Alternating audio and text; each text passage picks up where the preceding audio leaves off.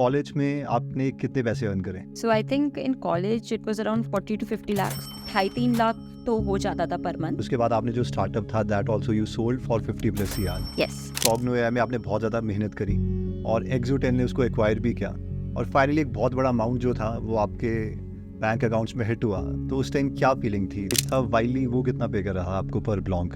वो तो 500 rupees per block था जो फर्स्ट. ओके. हाँ, किसी ने लिखा था कि Java is similar to JavaScript. I was like what are you talking about. मतलब that is like car and carpet. आप बोले सिमिलर है.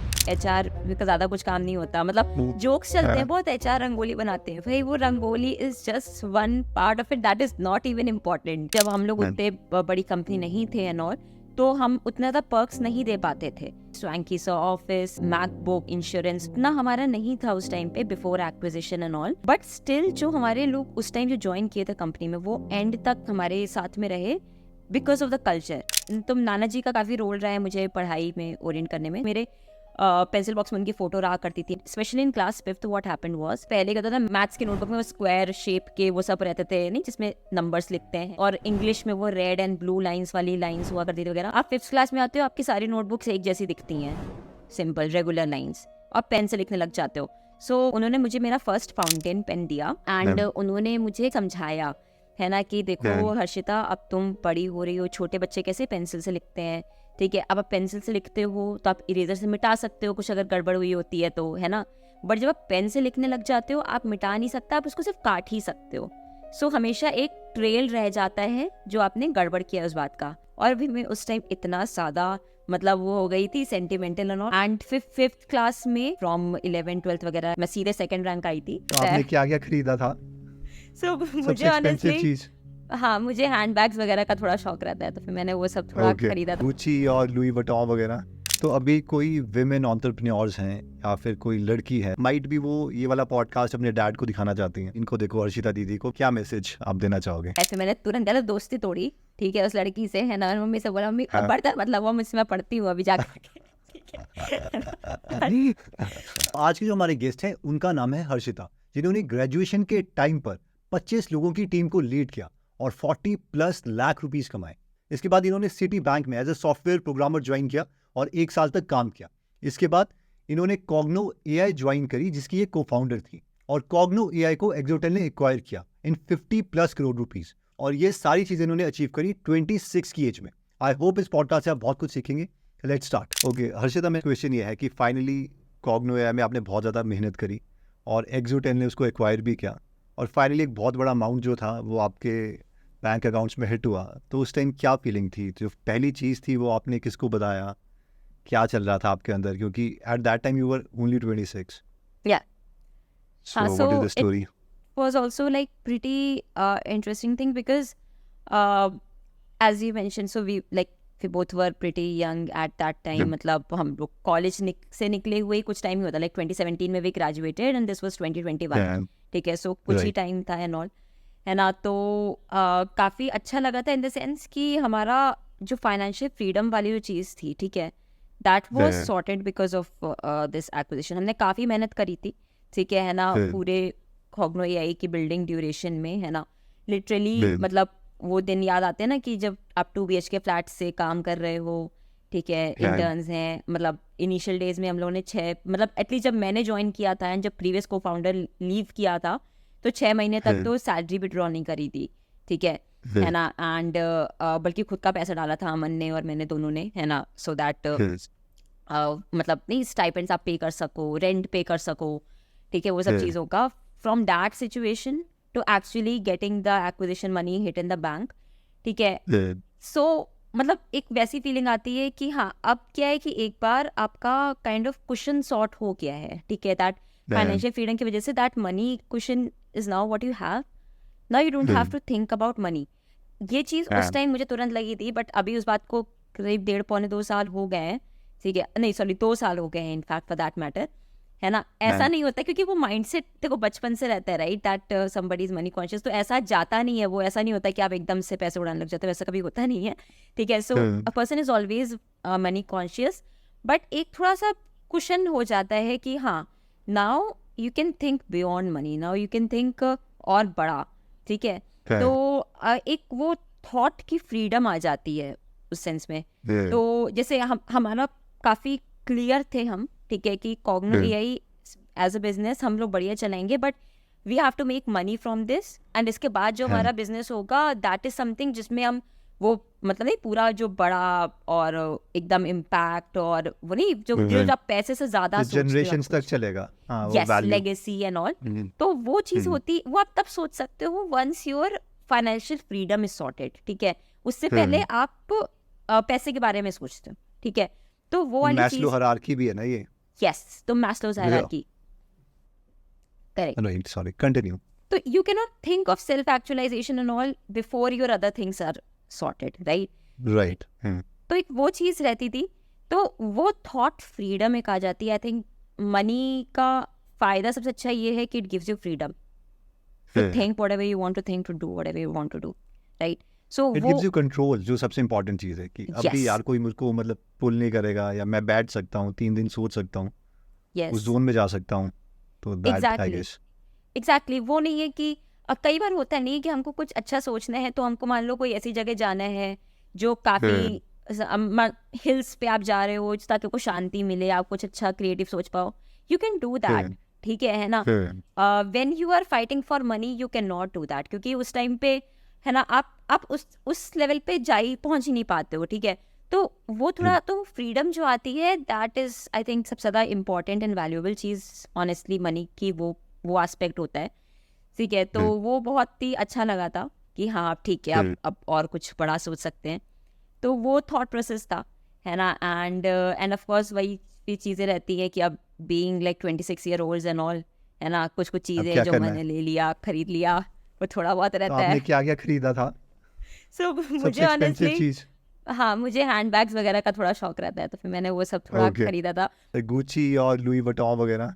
नहीं, सो लुई विटॉन मैंने नहीं लिया था, मैंने कोच का बैग लिया था, ठीक है वो। Okay. हाँ, तो वैसे that was I think the first bag, so and it costed how much?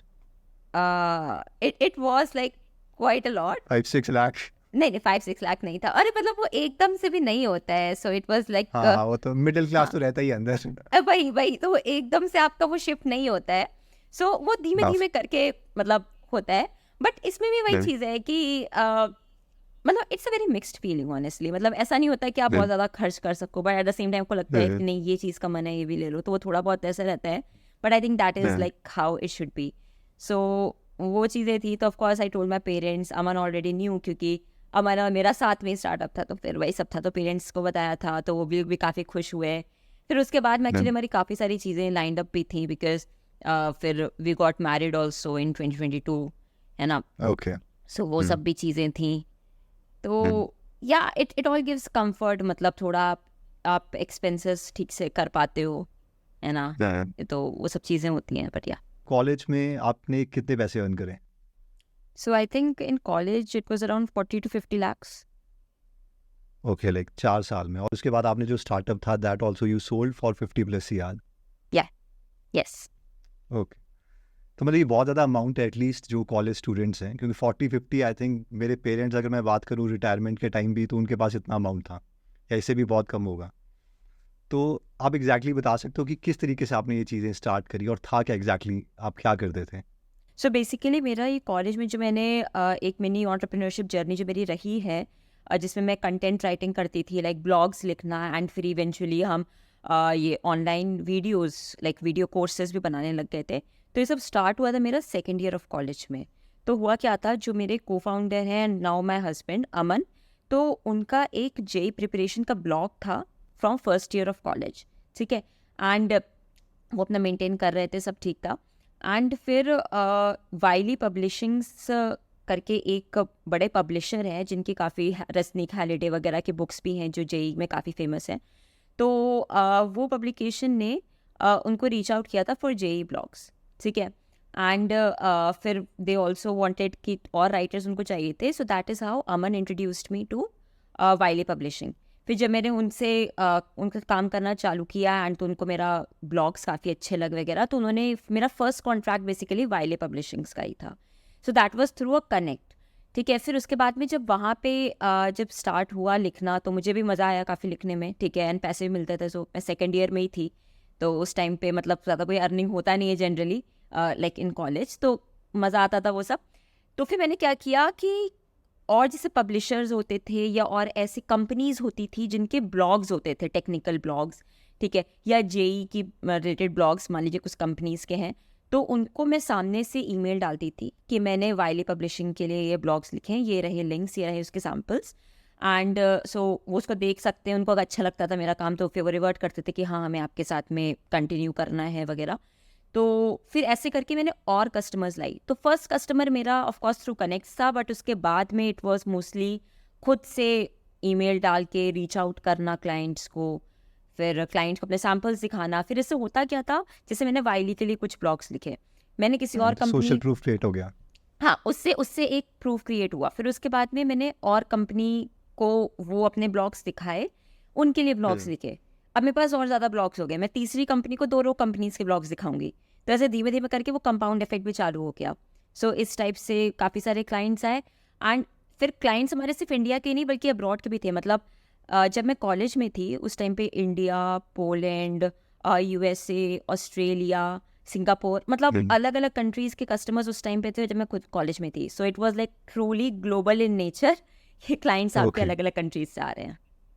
ये जो ब्लॉग्स थे ये आईआईटी के ऊपर ही थे।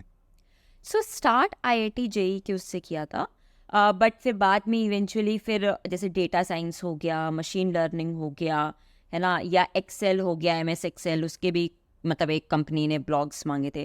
तो फिर धीमे धीमे करके टेक्निकल टॉपिक्स पे भी हम आ गए थे, एंड जेई तो Okay. चल ही रहा था आईआईटी जेई का। मतलब कोई एक पर्टिकुलर कॉन्सेप्ट है उसको आप एक्सप्लेन कर रहे हो। Yes yes. सो इसमें भी अलग अलग जॉनरास थे। सो जैसे कि कोई एक पर्टिकुलर टॉपिक है उसको हम एक्सप्लेन कर रहे हैं, that was one type of blogs. Second है जैसे जेई में होता था स्ट्रेटेजिक टॉपिक्स होते, मतलब टॉपिक्स रहते थे, जैसे फॉर एग्जांपल इनऑर्गेनिक केमिस्ट्री अच्छे से कैसे पढ़ें ताकि वो याद रहे, है ना। तो ओके। नाउ अब हाँ। उसमें वो कोई टॉपिक आप एक्सप्लेन नहीं करो बट आप टिप्स एंड ट्रिक्स बता रहे हो, तो उस टाइप के भी रहते थे। तो अलग अलग टाइप के मतलब जॉनरा रहते थे ऑफ ब्लॉग्स। ओके। तो जो टिकट प्राइस था वाइली वो कितना पे कर रहा आपको पर ब्लॉग? वो तो 500 रुपीज़ पर ब्लॉग था जो फर्स्ट। ओके। हाँ। स्टार्टिंग में इतना था। Yes yes. मगर जो फॉरेन से आ रहे थे, जो इंटरनेशनल क्लाइंट्स थे, उनको भी एंटर करनी थी आईआईटी वाली मार्केट। सो एक हमारा काफ़ी बड़ा कस्टमर था जो यूएस का था, उन्होंने एंट्री आईआईटी के मार्केट से किया था। सो वो कंपनी जो है वो काफ़ी मेजर प्लेयर है आपका जीआरई जीमैट प्रिपरेशन वगैरह में, ठीक है। तो उनका वहाँ पे काफ़ी इस्टेब्लिश्ड है, लाइक फॉर दोज स्टूडेंट्स उनका मटेरियल लेते हैं, बट उनको जेई का भी आर्म स्टार्ट करना था इंडिया में, तो वैसा था। बट हाँ मतलब जेई के उनका लिखा, फिर उसके बाद में इवेंचुअली उनका data science, machine learning, artificial intelligence सबके भी ब्लॉग्स लिखने स्टार्ट किए थे। ओके। तो लाइक अप्रॉक्सीमेटली पर मंथ आप कितना कमा रहे थे इससे? सो अप्रॉक्सीमेटली अगेन बिकॉज वो कंटेंट राइटिंग का था, है ना, आपको मतलब सो हाँ। फ्लक्चुएटिंग था, है ना, कभी क्लाइंट्स कम है ज़्यादा है, काम कम है काम ज़्यादा है, बट 2.5-3 लाख तो हो जाता था per month while I was in college. हाँ बट एंड ऑल्सो क्या था ना कि सी वाइली का जो फर्स्ट ब्लॉग था वो 500 रुपीज़ पर ब्लॉग था, दैट वॉज लाइक मेरा फर्स्ट कस्टमर। फिर धीमे धीमे करके टिकट साइज इंक्रीज हुआ तो 5,000 रुपये पर ब्लॉग तक भी गई हूँ। तो इट्स लाइक कि हाँ मतलब वही होता है ना कि जब आप धीमे धीमे करके एक्सपर्टीज बिल्ड करने लग जाते हो, आप कंटेंट टाइप जैसे आप और डिटेल लिख रहे हो, है ना। अब मैं कोई अगर मान लीजिए 10 पन्नों का या कुछ वैसा कुछ बड़ा कंटेंट लिखूंगी अगर, तो of course the price will also be more. तो अलग अलग टिकट साइज भी होते थे अलग अलग कस्टमर्स के। तो इस टाइम आपने टीम भी बना ली थी। यस। तो टीम आपने किस मूवमेंट पे बनाना स्टार्ट किया था? सो जब जैसे second year and in fact third year के 60% तक, उस टाइम तक कोई टीम नहीं थी बिकॉज मैं खुद ही लिख रही थी, है ना। एंड तो तब उस टाइम कोई ऐसा कुछ खास टीम नहीं थी। फिर क्या हुआ कि जब मैंने और ज़्यादा कस्टमर्स को रीच आउट करना चालू किया एंड और ज़्यादा रिक्वायरमेंट आई, तो फिर कॉलेज के साथ में लिखना भी थोड़ा मुश्किल हो जा रहा था, प्लस फोर्थ ईयर में कॉलेज प्लेसमेंट्स भी होते हैं, सो वो मतलब काफ़ी लोड हो जाता है। तो मैंने आई थिंक थर्ड ईयर मेरा आधे से ज़्यादा निकल चुका था, उसके बाद मैं टीम बनाना स्टार्ट करी थी। तो by end of fourth year या फोर्थ ईयर के 2-3 महीने बाद तक आई थिंक 20 फ्रीलांसर्स टाइप थे, 20-25 फ्रीलांसर्स टाइप तक हम टीम को लेके गए थे। यस एंड फिर उसके ऊपर एक मैनेजर भी था जो खुद उस टाइम कॉलेज में था क्योंकि मैं भी कॉलेज में थी। सो इट Okay, वाज था। Like that structure all set up.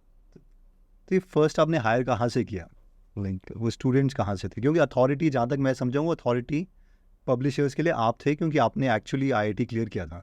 Yeah. तो आप कहाँ से टीम मेंबर्स ला रहे थे, लाइक, और ये आइडिया भी कहाँ से आया कि टीम हायर करनी है, ऊपर उसके ऊपर कंटेंट मैनेजर भी रखना है?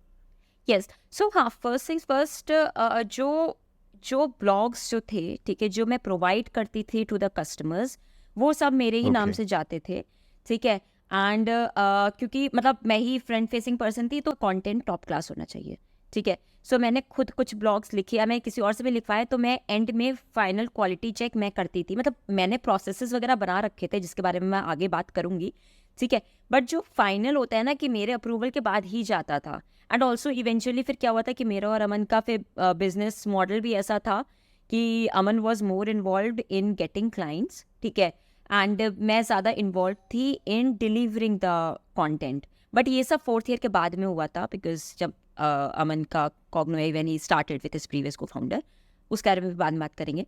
बट हाँ, सो द थिंग इज़ कि कहाँ से हमने हायर किए फर्स्ट राइटर्स।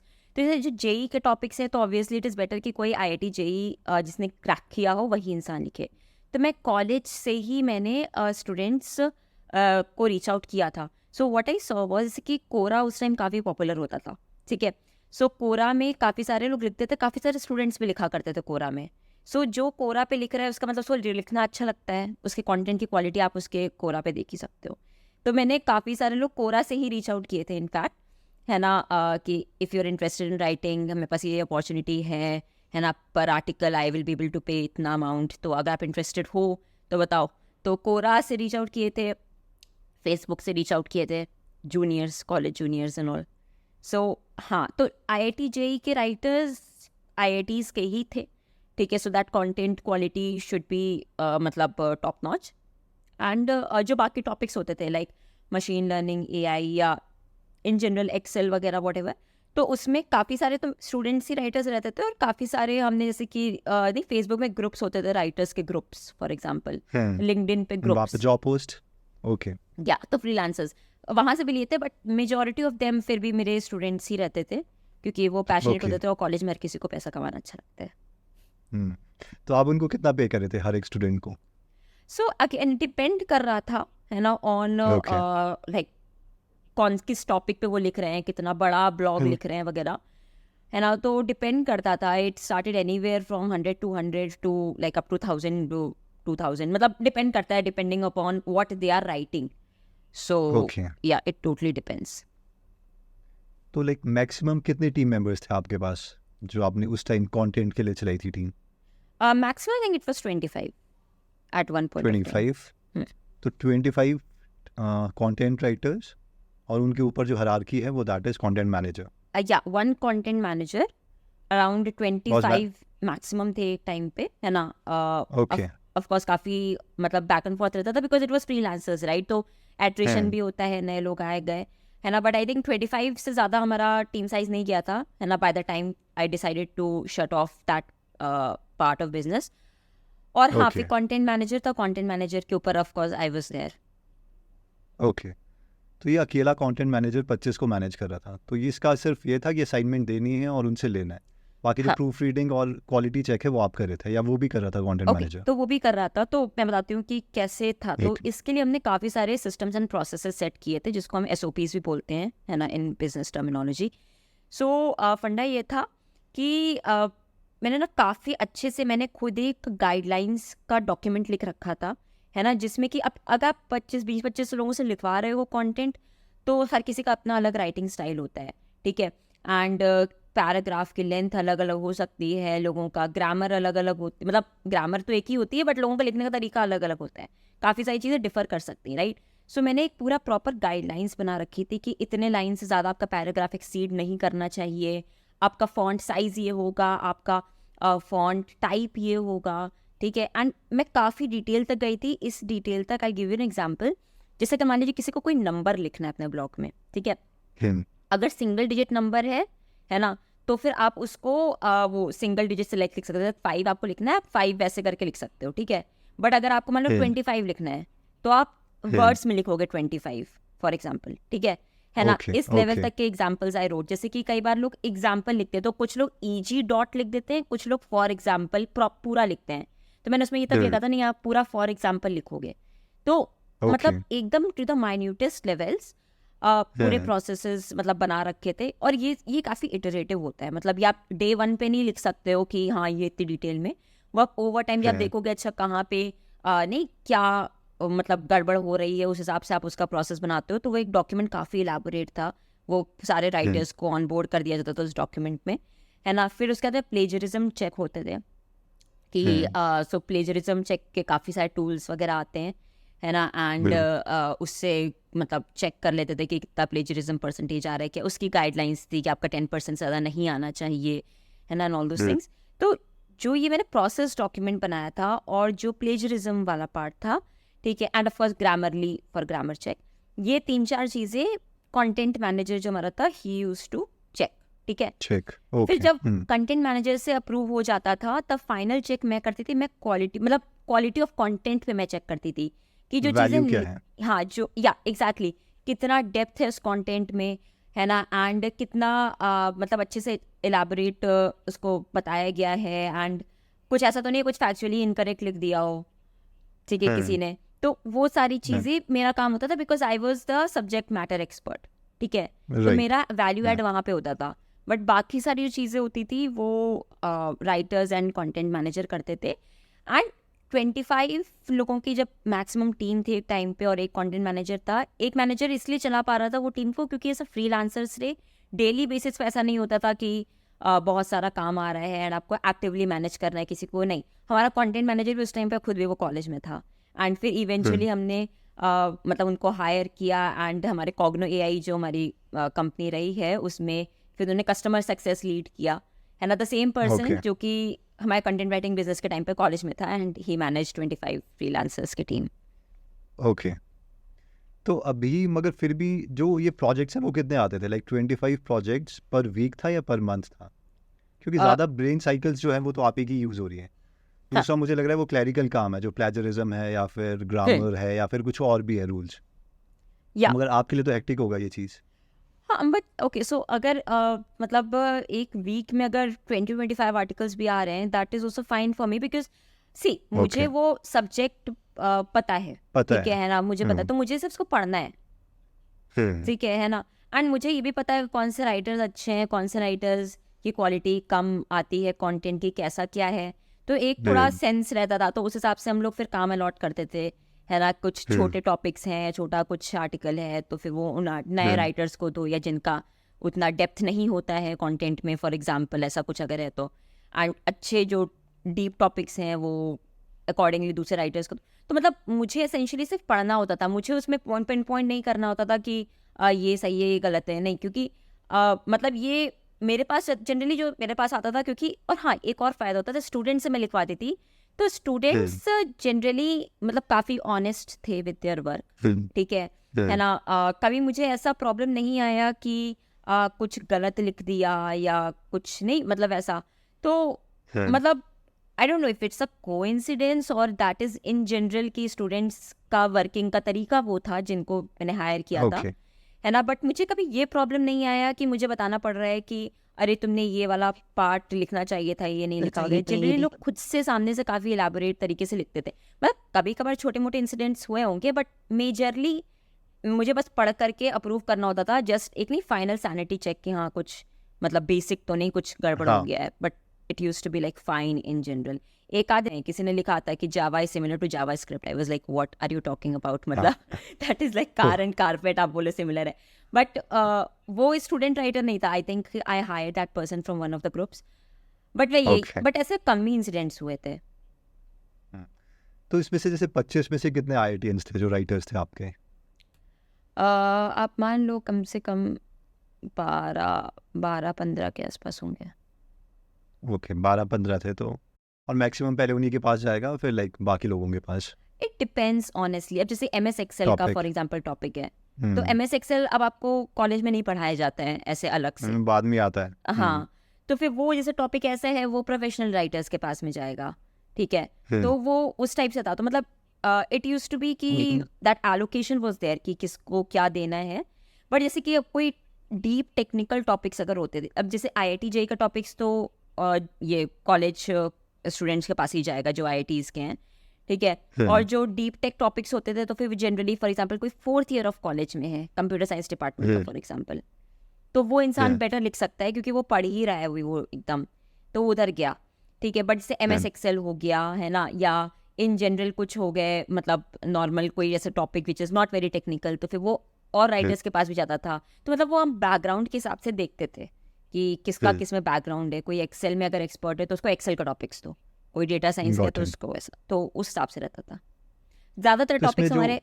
हाँ या जी जी हाँ, हाँ प्लीज ज़्यादातर टॉपिक्स हमारे बस ऐसे थे जो कि स्टूडेंट्स बेटर लिख सकते थे, तो फिर हमने स्टूडेंट्स का क्वांटिटी ज़्यादा रखी थी अपनी टीम में। ओके। तो इसमें कितने लोग छोड़ के जाते थे आपको, एट्रिशन रेट क्या था, और आप कितनों को फायर करते थे और किन बेसिस पर? ओके, सो एट्रिशन रेट अब सी, बिकॉज मैं उस टाइम वही कॉलेज में मैं खुद भी थी, तो उस टाइम मैंने ऐसे कैलकुलेट नहीं किया था ऑनेस्टली, है ना। ओके। बट ये काफ़ी रोलिंग बेसिस पे था। तो होता क्या था, क्योंकि स्टूडेंट्स काफ़ी सारे थे, उनके जब mid term and term exams होते थे तो फिर उनको गैप चाहिए होता था, ठीक है। सो उस टाइम हमें ऐसे टॉपिक्स पिकअप करने होते थे जो कि प्रोफेशनल राइटर्स वाले होंगे ज़्यादा, मतलब नॉन स्टूडेंट टॉपिक्स, तो वैसा रहता था। ऐसा attrition rate I don't exactly remember, but काफ़ी सारे एक्चुअली काफ़ी लंबे टाइम तक रहे थे हमारे साथ में, ये चीज़ रही थी, है ना, क्योंकि काफ़ी फ्लेक्सिबिलिटी रहती थी। It was freelance basis, right. तो जिसको जब मतलब पॉसिबल है अपना मन वो लिख है। रहे हैं, तो काफ़ी लोग काफ़ी टाइम तक रहे थे। मुझे याद है मैंने एक इंसान को फायर किया था प्रॉपर, है ना, उस टाइम पे, ओके। है ना। वो उसका क्या था कि वो उसका बहुत प्लेजरिज्म आता था, एंड जब वो प्लेजरिज्म उससे बोलते तुम्हारा आ रहा है, तो वो क्या करती थी, उसको पैराफ्रेज कर देती थी कुछ तो, है ना, एंड फिर वही दे उसके देती लिए थी। भी सॉफ्टवेयर है। हाँ एग्जैक्टली, तो वो कर दिया। But now the thing is कि फिर वो पॉइंट नहीं बनाना, मतलब उसमें कुछ, तो फिर वो उसका एक तो आर्टिकल्स में देखा, एंड जब मैंने पकड़ा, आई वाज लाइक कि अब नहीं हो पाएगा। तो वो ओके। तो एक इंसान का ये प्रॉपरली रिमेंबर, है ना, एंड बाकी ऐसा फायरिंग का नहीं रहता था स्पेसिफिकली। इट वाज लाइक कि हाँ, तो इसमें भी एक कैच ये है, फायरिंग का इसलिए भी हमारा कम था क्योंकि हम लोग वाइल हायरिंग बहुत स्ट्रिंजेंट थे। सो व्हाट हैपेंड वाज कि जब हम कोई एक नया राइटर ऑन बोर्ड करते थे, तो हम उनसे फर्स्ट 3 आर्टिकल्स ट्रायल बेसिस पे लिखवाते थे। ऑफ कोर्स अगर वो आर्टिकल्स अप्रूव हुए हैं, हम उसको अगर पब्लिशिंग में डाल रहे हैं तो हम उनको पे करते थे। बट अगर हम उसको नहीं डाल रहे हैं, हमको उसमें प्रॉब्लम दिख रही है, तो हम पे नहीं करते थे, उनसे फर्दर आर्टिकल्स नहीं लिखवाते थे, है ना। तो ये हमारा हायरिंग प्रोसेस था, एंड हम लोग प्रॉपर कम्युनिकेट करते थे, फर्स्ट 3 आर्टिकल्स आपके ट्रायल आर्टिकल्स हैं, if they are approved you are paid, if not you are not paid and will not continue working.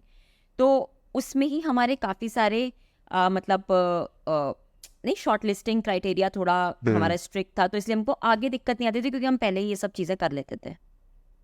हाँ, एटलीस्ट जो 3 लिखने के लिए भी रेडी हो रहा है इन टर्म्स में, वो एक Yeah. सिंसियरिटी वाला जो फैक्टर है वो तो हम चेक कर ही सकते हैं। एग्जैक्टली। और प्लस आई थिंक अमन से भी बात हो रही थी जब ये बहुत हाइप सी चली थी इसके बारे में, जो सॉफ्टवेयर इंजीनियर्स वगैरह हैं, और बहुत ज़्यादा कॉस्ट इन लोगों ने कर दी थी। लाइक एक एक जो है वो ऑफर लेटर 10-10 लेके चल रहे हैं। तो उस टाइम वो बता रहे थे कि आपने क्या किया था कि जो सैमसंग के लोग हैं उनको हायर किया था, तो अगर किसी की 8 या 10 महीने के बाद लेट से आना है, ऑफर लेटर है, तो उसको आप पहले हायर कर लेते थे, उसकी वजह से जो आपको टैलेंट था ठीक प्राइस पे मिल गया था। या तो ये सारी चीज़ें आपने कहाँ से सीखी? लाइक कहीं ना कहीं से तो, या फैमिली से है, या बुक से पढ़ा, या फिर कहीं से और से कंटेंट कंज्यूम किया? सो ये वाला इंसिडेंट पर्टिकुलरली एक्चुअली कभी सीखा नहीं था, मतलब इट वाज लाइक कि आ गया। हाँ, वो काइंड ऑफ, क्योंकि मतलब I just analyse the problem कि प्रॉब्लम क्या हो रही है ना। लोग ऑफर्स मल्टीपल रखे हुए हैं अपने पास में, ठीक है, आप उनको कुछ भी, आप सैलरी दे रहे हो, कुछ भी कर रहे हो, है ना। मतलब लोग ये करते थे कि ज्वाइन करते थे, दे वर सो अनसर्टेन, उस टाइम मार्केट में इतनी अनसर्टेनिटी थी कि लोग लिटरली आपके यहाँ ज्वाइन करेंगे, 3 दिन की छुट्टी लेंगे और इंटरव्यूज देंगे और ऑफर लेटर्स कलेक्ट करेंगे, है ना। मतलब उस टाइम ये थोड़ा सा मैडनेस चल रही थी मार्केट में, तो वो चीज़ थी। तो आपको फर्स्ट थिंग, आपको ऐसा इंसान चाहिए जो कि ऑफर फिशिंग ज़्यादा ना करे, ठीक है ना, क्योंकि फिर वो नहीं तो उसका दिमाग भटकेगा, ठीक है। सेकेंडली आपको रीजनेबल रेट में मिल जाए, क्योंकि उस टाइम तो प्राइस ऐसे ही हो रहे थे। तो एंड फिर थर्डली सिनेरियो ऐसा था कि काफ़ी सारी जो बड़ी कंपनीज थी, like Samsung was one example, ठीक है, ऐसे और भी कंपनीज थी जिन्होंने 6-6 महीने के लिए बोल दिया था कि हम 6 महीने बाद आपको हायर, मतलब आपको ऑफर अभी दे दिया बट 6 महीने बाद की ज्वाइनिंग होगी। तो देन आई थॉट कि कोई भी इंसान ऐसा है जो 6 महीने बाद सोच रहा है कि पक्का जाना ही है, क्योंकि जनरली लोगों को रहता था कि बड़ी कंपनी में स्टेबिलिटी ज़्यादा है है ना, या उस टाइप का ना थोड़ा माइंडसेट रहता है लोगों का कई बार, एंड उस टाइम तो मार्केट भी ऐसा था तो लोगों को थोड़ा रहता था वो चीज़। तो आई वॉज लाइक कि जिसको श्योर शॉट है कि 6 महीने बाद उधर जाना है, तो फिर वो पहले कहीं फुल टाइम तो ज्वाइन मतलब नहीं करना चाहेगा, क्योंकि वो नहीं 6 महीने में करेगा उसको जाना है, ठीक है। और तो चिल मार रहा होगा। हाँ, या फिर तो चिल मार रहा होगा, या फिर मतलब अगर कहीं Right. ज्वाइन करेगा भी तो that will not be very sincere effort, क्योंकि वो इंसान को अगर ऐसा है कि उसको जाना ही है इवेंचुअली, तो भाई सामने से बात करके रखते हैं ना कि you are graduated out of college, आपकी 6 महीने बाद सैमसंग में ज्वाइनिंग है, आप एक इंटर्नशिप एक्सपीरियंस ले रहे हो पूरा 6 महीने का, क्योंकि आप 2 महीना कहीं काम करो, 2 महीना कहीं काम करो, उस एक्सपीरियंस की उतनी वैल्यू नहीं है जितना आप 6 महीने कहीं काम करो। तो आपके सीवी में भी अच्छा दिखेगा, ठीक है, प्लस इट्स एन इंटर्नशिप, तो इंटर्नशिप वाली स्टाइपेंड के रेट्स रहेंगे ना कि फुल टाइम सैलरी के, ठीक है। Okay. एंड हाँ मतलब and because you are getting a person जो कि ऑलरेडी मतलब काफ़ी एलिजिबल है फॉर द वर्क, या फिर नहीं मतलब बहुत ही एक्सपीरियंस्ड है, तो आप स्टाइपेंड थोड़ी बढ़ा करके दे सकते हो, ठीक है। बट ये आपको पता है 6 महीने तक कहीं और नहीं जाएगा, क्योंकि सामने वाले इंसान को भी पता है कि कम कम ड्यूरेशंस के वर्क एक्सपीरियंस की उतनी वैल्यू नहीं है जितना 6 महीने। 6 महीने से कम आप क्या ही कर लोगे हाँ, किसी और क्या ही कंपनी में, करोगे। हाँ, एग्जैक्टली। तो उस टाइप से that was like just an idea, that creative idea that Work. Stuck and it work. मतलब हमने आई थिंक 4-5 लोग टेक हायर किए थे उस टाइम पे, दे Okay. स्टेड फॉर 6 months, बहुत अच्छा काम किया एंड सब कुछ इतना बढ़िया था, मतलब they were like favourites of the team members, तो काफी अच्छा रहा था वो। ओके, तो इसमें ना मेरे 2 क्वेश्चन है। क्वेश्चन नंबर 1 की जैसे 6 महीने के लिए आप डेवलपर हायर कर रहे थे, फिर तो मतलब हम जैसे करते हैं हमें ऐसा लगता है कि 6 महीने तो उसको सिखाने में चले जाएंगे और तब तक ये चला भी जाएगा। तो वो क्या माइंडसेट था? लाइक नेचर ऑफ वर्क आपने बहुत ही उसको चंक्स में तोड़ा हुआ था कि तेरे को बस इतना कोड लिखना है, या क्या था वो? करेक्ट। सो हम क्या करते थे ना, वाइल हायरिंग हमारा हायरिंग प्रोसेस काफ़ी स्ट्रिंजेंट रहते थे, इन द सेंस हाँ। कि ओके सो जैसे हम लोग जांगो एक फ्रेमवर्क है ना, ऑफ डेवलपमेंट, तो वो हम लोग यूज़ करते थे। तो अब क्या, अगर आपको ओके। किसी को जांगो सिखाना है, ठीक है, सो उसमें टाइम लगेगा, राइट। हम्म। सो हमें प्रिफर्ड रहता था कि हम किसी ऐसे इंसान को हायर करें जिसको जांगो पहले से आती हो, है ना। Now how does that work? See what happens is कि जो स्टूडेंट्स होते हैं, है ना, अगर उनकी लर्निंग एबिलिटी काफ़ी हाई है तो फिर वो काफ़ी फास्ट पिकअप कर लेंगे चीज़ें, ठीक है, और काफ़ी सही से करेंगे। तो हमको बेसिकली हमारी आइडियोलॉजी ये थी कि हमको ऐसे लोग हायर करने हैं जिनकी लर्निंग एबिलिटी काफ़ी हाई हो, है ना। ओके। एंड उसको टेस्ट करने का एक तरीका ये है कि आप उनको कोई नया फ्रेमवर्क दो और वो जल्दी से सीख लें। कुछ लोगों को जिनको जांगो पहले से आता था कॉलेज से, वेल एंड गुड। जिनको नहीं आता था हम उनको एक जांगो का ट्यूटोरियल देते थे कि आप ये लीजिए, है ना, आप इसको सीखिए, ठीक है। बहुत अच्छा ट्यूटोरियल था, मतलब मैंने खुद अपने कॉलेज में उसी से सीखा था, है ना। ओके। तो आई न्यू कि वो अच्छा ट्यूटोरियल है। एंड फिर वो लोग करते थे उसको, वो सब रहता था। फिर हम इंटरव्यू में क्या करते थे, उस ट्यूटोरियल के पार्ट में ना एक आपको एप्लीकेशन बनानी होती है, ब्लॉग एप्लीकेशन, ठीक है। तो वो इंसान बना के आता है, ठीक है। एंड हम लोग इंटरव्यू Okay. के टाइम पे उससे बोलते हैं कि ठीक है, यू मेड दिस एप्लीकेशन अपने ट्यूटोरियल से सीख के, अब जो मैं इसमें बोल रही हूँ आप वो इसमें एडिशनल फीचर्स बनाओ या चेंजेस करो। तो जब मैं वो करवाती थी इन द इंटरव्यू, तो मुझे पता होता था कि उस बंदे को कितना समझ में आ रहा है ना, कि जो उसने बनाया है कितना डेप्थ ऑफ अंडरस्टैंडिंग है। क्योंकि ट्यूटोरियल देख के तो कोई भी कुछ भी बना सकता है, बट उसमें आप कोई नया फीचर बनवा रहे हो या कुछ करवा रहे हो, उसमें एक्चुअली आपको सोचना पड़ेगा, राइट, कि कैसे करना है, एंड उसके लिए आपको अंडरस्टैंडिंग होना चाहिए उस फ्रेमवर्क का। तो हम हायरिंग प्रोसेस में ही उनको काफ़ी सारी चीज़ सिखा देते थे जो कि आगे काम आती थी, है ना। एंड ऑफ कोर्स मतलब वो एकदम उतने हाई डिटेल लेवल पे नहीं होगा जितना कि जॉब में रिक्वायर्ड है, बट एक बेसिक एंड मेनली हम लर्नेबिलिटी ही असेस करते थे, ठीक है। हम उसमें बल्कि इनफैक्ट ये वाले इंटरव्यू में तो अलाउड होता था कि आप गूगल सर्च कर लो, है ना, so that we can see कि आप गूगल सर्च कर कैसे रहे हो, ठीक है, कितना फास्ट आप आंसर्स पे आ रहे हो, क्या कर रहे हो। तो ये सब चीज़ें ज़्यादा असेस होती थी। एंड फिर जब वो ज्वाइन करते थे, ठीक है, तो around 15 days 20 days depending on कि कितना रहता है, 1 महीना व्हाटएवर, है ना, टाइम स्पेंड करके ऑन बोर्डिंग होती थी कोड पे। फिर छोटी छोटी पहले चीज़ें बनवाई जाती थी, है ना, उनका मैनेजर या उनके पीयर्स चेक करते थे। तो हमने ऑन द जॉब भी ये रखा था कि पीयर कोड रिव्यू होगा, मैनेजर कोड रिव्यू होगा, है ना, उस हिसाब से। तो या आफ्टर ज्वाइनिंग भी हमारा चीज़ें चंक्स में ब्रोकन थी, बट बिफोर ज्वाइनिंग हम काफ़ी सारी चीज़ें असेस कर लिया करते थे। जो ट्यूटोरियल थी ये तो बड़ी हो गया आई थिंक, तो पहले आप ये ट्यूटोरियल कैसे देते थे? आई एम एक्सपेक्टिंग कि कम से कम 7-8 घंटे की तो है। नॉट एग्जैक्टली 7-8 घंटा, I think 4-5 hours is enough, हाँ। है ना। Okay. हाँ 4-5 आवर्स का था, तो इट वाज, वो ट्यूटोरियल बहुत अच्छी थी, मतलब वो उतना टाइम टेकिंग नहीं था, ठीक है, और उसमें एक्सप्लेन बहुत अच्छा करते हैं। आई थिंक जब मैंने शायद कॉलेज में किया था 4-5 hours was enough for that. Hmm. हाँ तो जो मैं समझ रहा हूँ कॉमन पैटर्न इसमें और आपका जो दूसरा पुराना वाला बिजनेस था कंटेंट राइटिंग का, कि स्टार्टिंग में जो अच्छे लोग हैं वो काम कर लेंगे, लाइक आपने 3 या 4 टास्क दे दिए उसको, तो मतलब उसमें से काफ़ी सारे फिल्टर वहीं या पे हो जाते हैं। करेक्ट ये काफ़ी अच्छा है लाइक इवैल्यूएट करने के लिए। और या सेकंड मेरा क्वेश्चन था, आपको लेके पता कैसे चला कि ये लोग हैं जो सैमसंग वाले हैं, ऑफर लेटर मतलब लेके बैठे हुए हैं, तो इनको आपने हाँ। कैसे फाइंड किया? ये ऑनेस्टली लिंक्डइन पे काफ़ी सारे लोग डालते रहते थे, तो उस टाइम पे इफ यू अच्छा। नोटिस लिंक्डइन पे ना लोग हम्म। अपना काफ़ी डालते थे कि मेरा इस कंपनी में जॉब लगा है, बट मुझे ज्वाइनिंग मतलब मना कर दी गई है ना, या ओके। हाँ। ज्वाइनिंग बाद की दे दी गई है ना, या काफ़ी सारे हम्म। ले ऑफ्स हो रहे थे, तो लोग लिंक्डइन पे डालते थे। हम्म। तो फिर एक आध पोस्ट देखी होंगी, फिर उसमें पैटर्न देखा, फिर सैमसंग कहाँ कहाँ टैग्ड है वो देखा, उसकी पोस्ट देखी, पता चल गया कि ये चल रहा है। तो ये आप ही ने किया? हाँ सो मतलब आप, सैमसंग। आ, हाँ ओके सॉरी, तो आप जो एचआर वाला आप मैनेज कर रहे थे, लाइक उस you time had the pay HR yes, department? उस टाइम पे yes. Okay, that is the most important thing. अगर वैसे आप देखो कि इनफ्लो आप ही हो उस पूरे बिजनेस में, वो जो लोग आ रहे हैं, लोग वैसे या उतना ज़्यादा सीरियसली कहीं लेते नहीं है, मतलब एक्सपीरियंस के बाद फिर पता चलता है कि यार यही वाला जो पोर्शन है वही सबसे ज़्यादा इंपॉर्टेंट है, लाइक, एग्जैक्टली, पहले तो हमें है खुद ना लगता उसका था कि एचआर का ज़्यादा कुछ काम नहीं होता, मतलब वो जोक्स चलते है। हैं बहुत, एचआर रंगोली बनाते हैं, भाई वो rangoli is just one part of it, that is not even important. मतलब right. people management, people hiring and firing is the most important मतलब thing of a business. ये हायरिंग करना ही, मतलब आई थिंक वो ये कॉमन पैटर्न यही है कि आप स्टार्टिंग में काफ़ी जो है, अगर आप उनका काम यूज़ कर रहे हैं, pay them, even a paid assignment will do, but Yeah. At least उनको पूरा लेने के लिए वो चेक कर लो, है ना। जो आपने फर्स्ट कंटेंट मैनेजर हायर किया था, लेकिन उसका प्रोसेस क्या था और वो कैसे हायर किया? ओके, सो मैंने ना एक फॉर्म बनाया था, गूगल फॉर्म, ठीक है।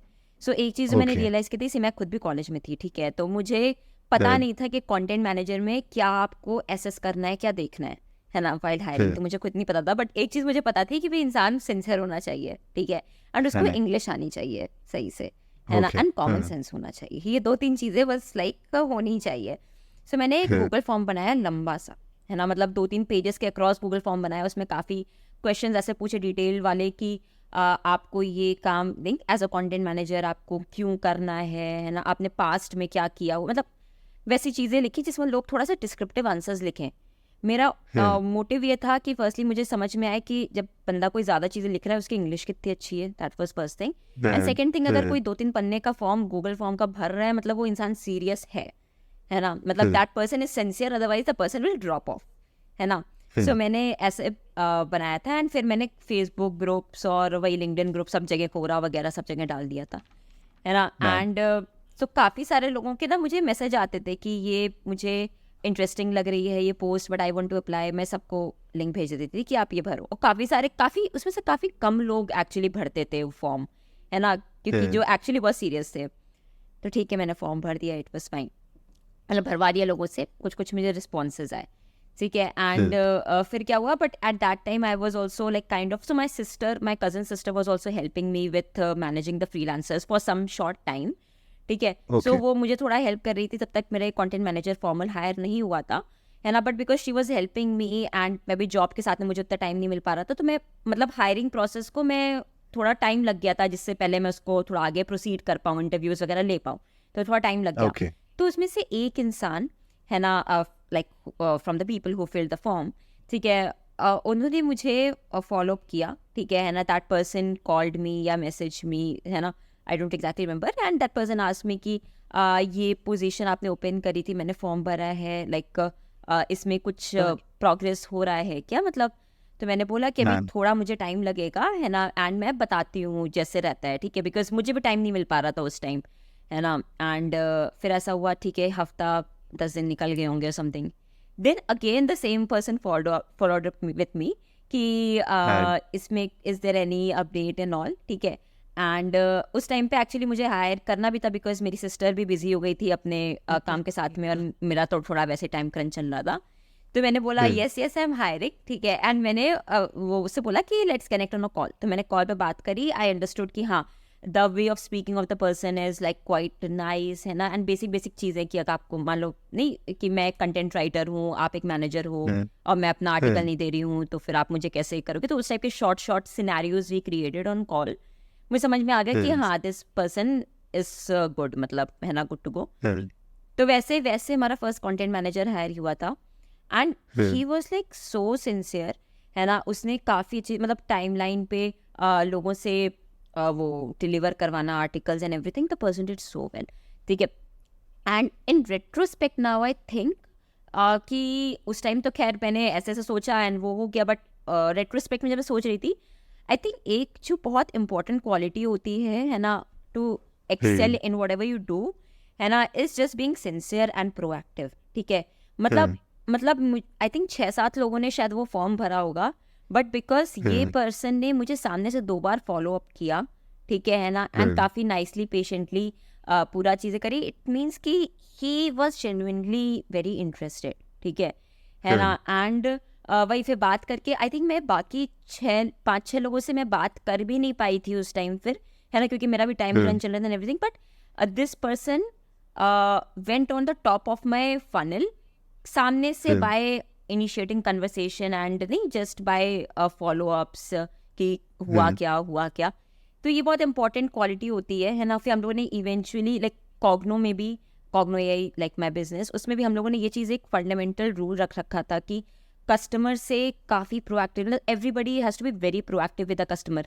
सामने से चीज़ें करो, है ना. कोई भी प्रॉब्लम आ रही किसी भी चीज़ में, उसको रिएक्टिवली मत सोचो कि कोई और कर देगा या कुछ है ना. सामने से करो. तो प्रोएक्टिवनेस फिर हमने एज अ कल्चर भी इम्बाइब किया आगे. Proactiveness and like follow ups is something that we imbibed in our company also later. हाँ, लाइक अगर मैं जैसे इनकी अमेजोन की बात करूँ तो they have like these 14 rules. तो उसमें से ओनरशिप जो है वो उसको बहुत ज़्यादा मानते हैं. Yes. तो काफ़ी जो अमेजोन में गए हैं कि अगर आप जा भी रहे हो लेकिन ओनरशिप नहीं है तो वो नहीं लेंगे. Correct. Ownership is a sort of like sincerity we can say, क्योंकि you are acting as an owner, you are proactive और फिर उस तरीके से आप ये चीज़ कर रहे हो. तो एक there is a book also like called mom test, Yes. I think, है ना. तो वो कई बार मतलब जब हम लेते हैं इंटरव्यू तो मोस्टली वी ट्राई कि हम क्वेश्चंस में ही उस तरीके से उसका कोई इंसिडेंट पूछें जिसमें वो सिंसियरिटी दिखे. Yes. बट उससे भी ज़्यादा अच्छा प्रूफ आई थिंक यही है कि आप करके दिखाओ अभी. Exactly. क्योंकि इवन लाइक जो सिंसियरिटी हम पूछ रहे हैं कुछ भी करें, it is more of like a photograph rather than a video, कि आपका अभी क्या स्टेट है माइंड का वो आपको बता रहे हैं. Correct. तो सबसे अच्छा जो मुझे अभी लग रहा है एक्चुअली एक्शनेबल, तो वो ये है कि आप उतना प्रोसेस ही लंबा कर दो. क्योंकि हमारा जैसे है like we have an audio book summary application, तो content is the thing, right, we do. तो जो कंटेंट है अगर आप नॉर्मली फॉर्म देते हो तो बहुत सारे लोग भर देते हैं. लाइक 1200 लोगों ने फॉर्म भर दिया है, उनकी असाइनमेंट्स भी आ गई हैं, लेकिन फिर उनको पढ़ना बहुत ज़्यादा मुश्किल हो जाता है. तो आई थिंक वो pre filtration process that can be कि आप स्टार्टिंग में ही मतलब कर सकते हैं कि आप उनसे बहुत लंबा काम करवा लो. जैसे आपने कहा कि 3 असाइनमेंट, पेड असाइनमेंट अगर जो है मतलब हमने पब्लिश नहीं करी तो वी वोंट पे, तो उसमें से आधे से लोग चले जाएंगे कि अच्छा वो क्वालिटी भी चाहिए. तो वो वहीं से फिल्टर हो जाएगा और हमारा टाइम नहीं होगा. Exactly. मगर इसमें काफ़ी टाइम इन्वेस्ट करना चाहिए, राइट. स्टार्टिंग है इसमें बहुत ज़्यादा. Hiring should be slow. मतलब व्हेन आई से स्लो, ऐसा नहीं कि नहीं हम डिसीजन लेने में 3-4 दिन लगा रहे हैं, वैसा नहीं. बट या तो process should be elaborate enough कि आपको कॉन्फिडेंस आए कि हाँ जो पर्सन आ रहा है. सो एक जो फ्रेमवर्क मैं अपने दिमाग में जो हमेशा सोचती हूँ कि आप हायरिंग के प्रोसेस में, है ना, आप कैंडिडेट को तब तक इवेलुएट करो जब तक आप ये चीज़ में श्योर ना हो जाओ कि हाँ अब I am hiring this person and अभी ऑन द जॉब जो भी काम होगा I will fully back this person. ठीक है. तो वो आपको कॉन्फिडेंस आना चाहिए. ये नहीं होना चाहिए कि आपने हायर कर लिया और उसके बाद में ऑन द जॉब आपको लग रहा है कि पता नहीं कर पाएगी कि नहीं हो पाएगा, क्या है. वो चीज़ नहीं आनी चाहिए. आप फुल्ली बैक करो. आपको पता होना चाहिए कि हाँ this person is good and अब ऑन द जॉब जो भी हेल्प लगेगी कि लाइक नहीं लोगों से रैपो बिल्ड करना है ना, या प्रोसेस समझने हैं इंटरनल कंपनी का जो भी है, ठीक है, वो सब चीज़ें असाइड, क्योंकि दैट इज कंपनी स्पेसिफिक, वो आपको एज अ मैनेजर या एज अ लीडर ही आपको सिखाना रहेगा सामने वाले बंदे को, राइट. बट आपको वो डाउट से ही आना चाहिए कि आपने जो इंसान को हायर किया है वो इंसान most suitable for this role नहीं है. तो that is at least how I used to think. तो इनफैक्ट क्या होता till like quite later stage of the company also I think हम लोग 100-125 लोग तक पहुंच गए थे कंपनी के, है ना। तब तक भी हम लोग जो फाइनल एक फाउंडर्स राउंड हम लोग एक रखा करते थे, जो कि राउंड या फिर तो मैं या फिर अमन ही लेते थे, ठीक है। एंड हम दोनों में से को लेते थे, और मतलब मेरा राउंड तो जैसे मुझे पता है कि कभी कभी 1.5 घंटा 2 घंटा भी चल जाता था, है ना। वो टाइम बाउंड नहीं होता था, मतलब टाइम बाउंड नहीं होता था इन द सेंस कि ऑफ कोर्स हम 1-1.5 घंटे का जो भी रहता था टाइम ब्लॉक करते थे, बट हम सामने कैंडिडेट से बात करके रखते थे कि थोड़ा लंबा खिंच सकता है तो आप उस हिसाब से बफर रखना। एंड वो बहुत ही फ्री फ्लोइंग होता था, मतलब इन जनरली बस बात करते थे, ठीक है ना। एंड उससे एक सेंस लगता था कि हाँ, is this person the right fit for the company culture पे हमने बहुत ही ज़्यादा स्ट्रिक्ट फोकस किया है, बोथ अमन एंड आई, है ना। We were like super strict about a culture. एंड फिर जो हमने जो लोग हायर किए इनिशियल लोग, वो भी कल्चर के लिए इतना स्ट्रिक्ट हो गए कि उन्होंने जो लोग हायर किए, तो यू वोंट बिलीव कि क्योंकि हम लोग बूटस्ट्रैप्ड कंपनी थे, ठीक है। एंड ये मैं बिफोर एक्विजिशन की बात बता रही हूँ, ठीक है। जब हम लोग उतने बड़ी कंपनी नहीं थे एंड ऑल, तो हम उतना ज़्यादा पर्क्स नहीं दे पाते थे, ठीक है ना। जैसे बहुत सारी चीज़ें होती है राइट, कि स्वैंकी सा ऑफिस या मैकबुक देते हैं कंपनीज, या इंश्योरेंस वगैरह देती हैं राइट, हाई कवरेज वगैरह के, उतना हमारा नहीं था उस टाइम पे before acquisition and all. But still जो हमारे लोग उस टाइम जो ज्वाइन किए थे कंपनी में, वो एंड तक मतलब काफ़ी लंबा टाइम तक हमारे साथ में रहे बिकॉज ऑफ द कल्चर। फिर बाद में जब हम लोग का एक्विजिशन हुआ वगैरह, है ना, एंड हमारा बिजनेस और एक्सपैंड किया, तो ऑफकोर्स हमने ये सारे पर्क्स इंट्रोड्यूस किए कंपनी में, तो फिर लोग और खुश हुए। बट जब पहले नहीं पे थे, है ना, तब भी लोग खुश रहते थे, और हमारी ग्लास डोर की रेटिंग हमेशा 4.5 के ऊपर रहती थी because of the same reason, culture.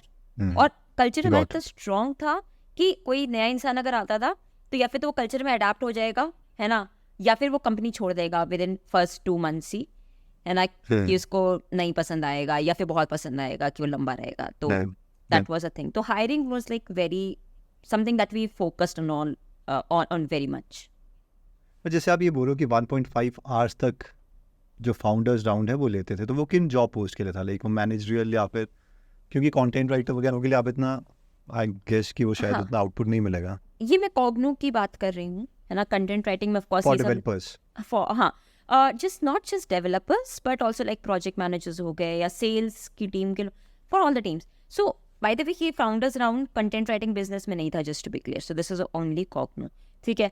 सो हम mostly see up to I think 100 people और सो तो एक इंसान का लिया होगा, ठीक है, या फिर तो मैंने या अमन ने, है ना। फिर जैसे जैसे टीम साइज बढ़ा, तो for the most junior roles for example मान लो नहीं भी ले पाए होंगे या कुछ रहा होगा थोड़ा बहुत, बट हम लोग हाईएस्ट कवरेज रखना चाहते थे और फाउंडर्स राउंड, ठीक है। तो आप मान के चलो at least like 85% of the team का तो फाउंडर्स राउंड हुआ ही होगा when we were team of more than 150 people, तब भी आई थिंक हुआ होगा मोस्टली 80 to 85% तो मिनिमम हुआ ही होगा। आई थिंक गूगल में भी इन्होंने सर्गे ब्रिन वगैरह ने 500 टीम मेंबर्स तक खुद हर बार लेते ही थे। करेक्ट। वो एक बार, हाँ, वो ये कि ये स्टीव जॉब्स की भी सेइंग है कि अगर आप सारे टीम में प्लेयर्स रख लेते हो शुरू में, आपके पास 20-30 भी आ गए, तो फिर आप वो 21वां बंदा जो है टीम में प्लेयर्स, वो बी प्लेयर नहीं लाएंगे, वो ए प्लेयर ही लाएंगे। तो स्टार्टिंग में वो जो एक बार डाल दिया एफर्ट, तो बहुत यूजफुल था ये। ओके, तो मेरा नेक्स्ट क्वेश्चन हर्षिता ये है कि आप ब्राइट स्टूडेंट, मतलब स्टार्टिंग से ही थे, पढ़ाकू थे, या फिर मतलब बाद में बने, क्या आईटी में एडमिशन हुई? ओके, सो मेरा ऐसा था, see like if I talk about say from play group till before class first, तो या I was always the class topper. क्यों? क्योंकि जो भी स्कूल में पढ़ाते थे वो सब मुझे घर पे पहले ही पढ़ा दिया जाता था, है ना। तो मतलब घर पे सब कुछ चीज़ें होती थी, नहीं, days of the weeks, month of the years, animals, पता नहीं क्या क्या, सब कुछ मैं पहले से बताता था। तो फिर वो दैट वाज, तो स्कूल में it was just a breeze. फिर फर्स्ट टू क्लास 4th तक की अगर बात करें, ठीक है, तो मेरा ऐसा था कि मेरी 10th 11th रैंक टाइप आती थी। I was always a curious student, मतलब मुझे हमेशा रहता था कि यूनिवर्स में क्या है, जुपिटर के कितने मून्स हैं, क्या है क्या नहीं, सब कुछ मुझे पता होता था। ह्यूमन बॉडी में क्या है ना, everything I used to know. But जो कोर्स की चीज़ें होती थी ना, कि जैसे कोई इंग्लिश का चैप्टर है, उसमें कुछ क्वेश्चन है, who was Ali because Ali is a character of some chapter, अब वो सब मुझे नहीं पता होता था क्योंकि मुझे इसमें बिल्कुल इंटरेस्ट नहीं आता था, ठीक है। सो थोड़ा वैसा सिनेरियो था। तो मेरी स्कूल में रैंक ऐसे 11th 12th टाइप्स आती थी क्लास में उस टाइम, बट वैसे मुझे सब चीज़ें पता होती थी, like outside of the course curriculum of that class. फिर क्लास 5th में जब आए, तो मेरे साथ ऐसा हुआ था हाँ, कि नहीं पेन से लिखना स्टार्ट कर देते हैं उस टाइम पे बच्चे। हाँ, और नोटबुक्स में भी ऐसा होता है कि जैसे पहले कहता था मैथ्स की बुक वो स्क्वायर, मैथ्स की नोटबुक में वो स्क्वायर शेप के वो सब रहते थे नहीं, जिसमें नंबर्स लिखते हैं। एक एक नंबर्स लिखेंगे, हाँ। यस, और इंग्लिश में वो रेड एंड ब्लू लाइंस वाली लाइंस हुआ करती थी वगैरह। आप 5th क्लास में आते हो, आपकी सारी नोटबुक्स एक जैसी दिखती हैं, सिंपल हाँ, रेगुलर दो लाइंस, और पेन से रूल्ड, आप हाँ, पेन से लिखने लग जाते हो। सो वो सब थोड़ा ड्रास्टिक चेंजेस आते हैं। तो मेरे स्कूल में फाउंटेन पेन से लिखते थे। तो मतलब मेरे नाना जी का एक्चुअली काफ़ी ज़्यादा रोल रहा है मुझे पढ़ाई की तरफ मतलब ओरिएंट करने में काफ़ी। माय नाना जी लाइक अपने टाइम पे वो ये गवर्नमेंट में इरिगेशन डिपार्टमेंट में सिविल इंजीनियर रह चुके हैं। तो उनका और ओके। मतलब जब जिस टाइम से वो आ रहे हैं उस टाइम वो लिटरली वो सिविल में बूम था वाला जो चीज़ रहती है ना, हाँ, कि civil was like very much मतलब काफ़ी काफ़ी ज़्यादा प्रोग्रेसिव था एट दैट टाइम, है ना। मतलब जैसे किस अभी पोस्ट में रिटायर हुए थे नाना जी? किस पोस्ट में I don't remember exactly because I was like little, Okay. मतलब आई थिंक नाना जी retired before I was even born, है ना। ओके। हाँ, हम्म। तो मुझे ऐसे पोस्ट नहीं पता है ना, बट ये मुझे हाँ, पता है कि वो सिविल इंजीनियर मतलब थे अपने टाइम पे इरिगेशन डिपार्टमेंट में एंड ऑल। तो मतलब ही हाँ, was like very well read man, है ना। एंड मैं मतलब सबसे बड़ी उनकी ग्रैंड डॉटर हूँ, ग्रैंड डॉटर ग्रैंड सन सब में सबसे बड़ी हूँ। तो मुझे काफ़ी हाँ, ज़्यादा अटेंशन मिलता था। तो नाना जी का काफ़ी रोल रहा है मुझे पढ़ाई में ओरिएंट करने में। तो specially in class 5th what happened was कि उन्होंने मुझे मेरा फर्स्ट फाउंटेन पेन दिया, है ना। एंड हाँ, उन्होंने मुझे काफ़ी मतलब नहीं थोड़ा सेंटी तरीके से काफ़ी समझाया, है ना, कि देखो हाँ, हर्षिता अब तुम बड़ी हो रही हो, छोटे बच्चे कैसे पेंसिल से लिखते हैं, ठीक है। अब आप पेंसिल से लिखते हो तो आप इरेजर से मिटा सकते हो कुछ अगर गड़बड़ हुई होती है तो, है ना। बट जब आप पेन से लिखने लग जाते हो आप मिटा नहीं सकते, आप उसको सिर्फ काट ही सकते हो। सो हमेशा एक ट्रेल रह जाता है जो आपने गड़बड़ किया उस बात का, है ना। तो हम लोग का थोड़ा और ज़्यादा कॉशियस होना चाहिए, है ना, कि मतलब नहीं थोड़ा सा और सिंसियर होना चाहिए, है ना, पढ़ाई को लेकर के, हाँ, करियर को लेकर के। क्योंकि अनडू हाँ, करना मुश्किल बहुत ज़्यादा, मतलब मुश्किल क्या हो नहीं सकता, वो उसी पे बिल्डअप होती हैं चीज़ें, ठीक है। तो काफ़ी हाँ, just become more sincere about academics career and all. तो उन्होंने मुझे काफ़ी समझाई ये चीज़, और उन्होंने मेरा फर्स्ट फाउंटेन पेन दिया मुझे। और भी मैं उस टाइम इतना ज़्यादा मतलब वो हो गई थी सेंटिमेंटल एंड ऑल। और मैं नाना जी को काफ़ी लुक अप टू भी करती रही हूँ बचपन से, है ना। मतलब टू द एक्सटेंट कि मेरे पेंसिल बॉक्स में उनकी फ़ोटो रहा करती थी, मतलब because of he was so मतलब such a nice person and all. तो मैंने बोला अब तो हाँ, पढ़ाई मुझे करनी चाहिए अच्छे से and all.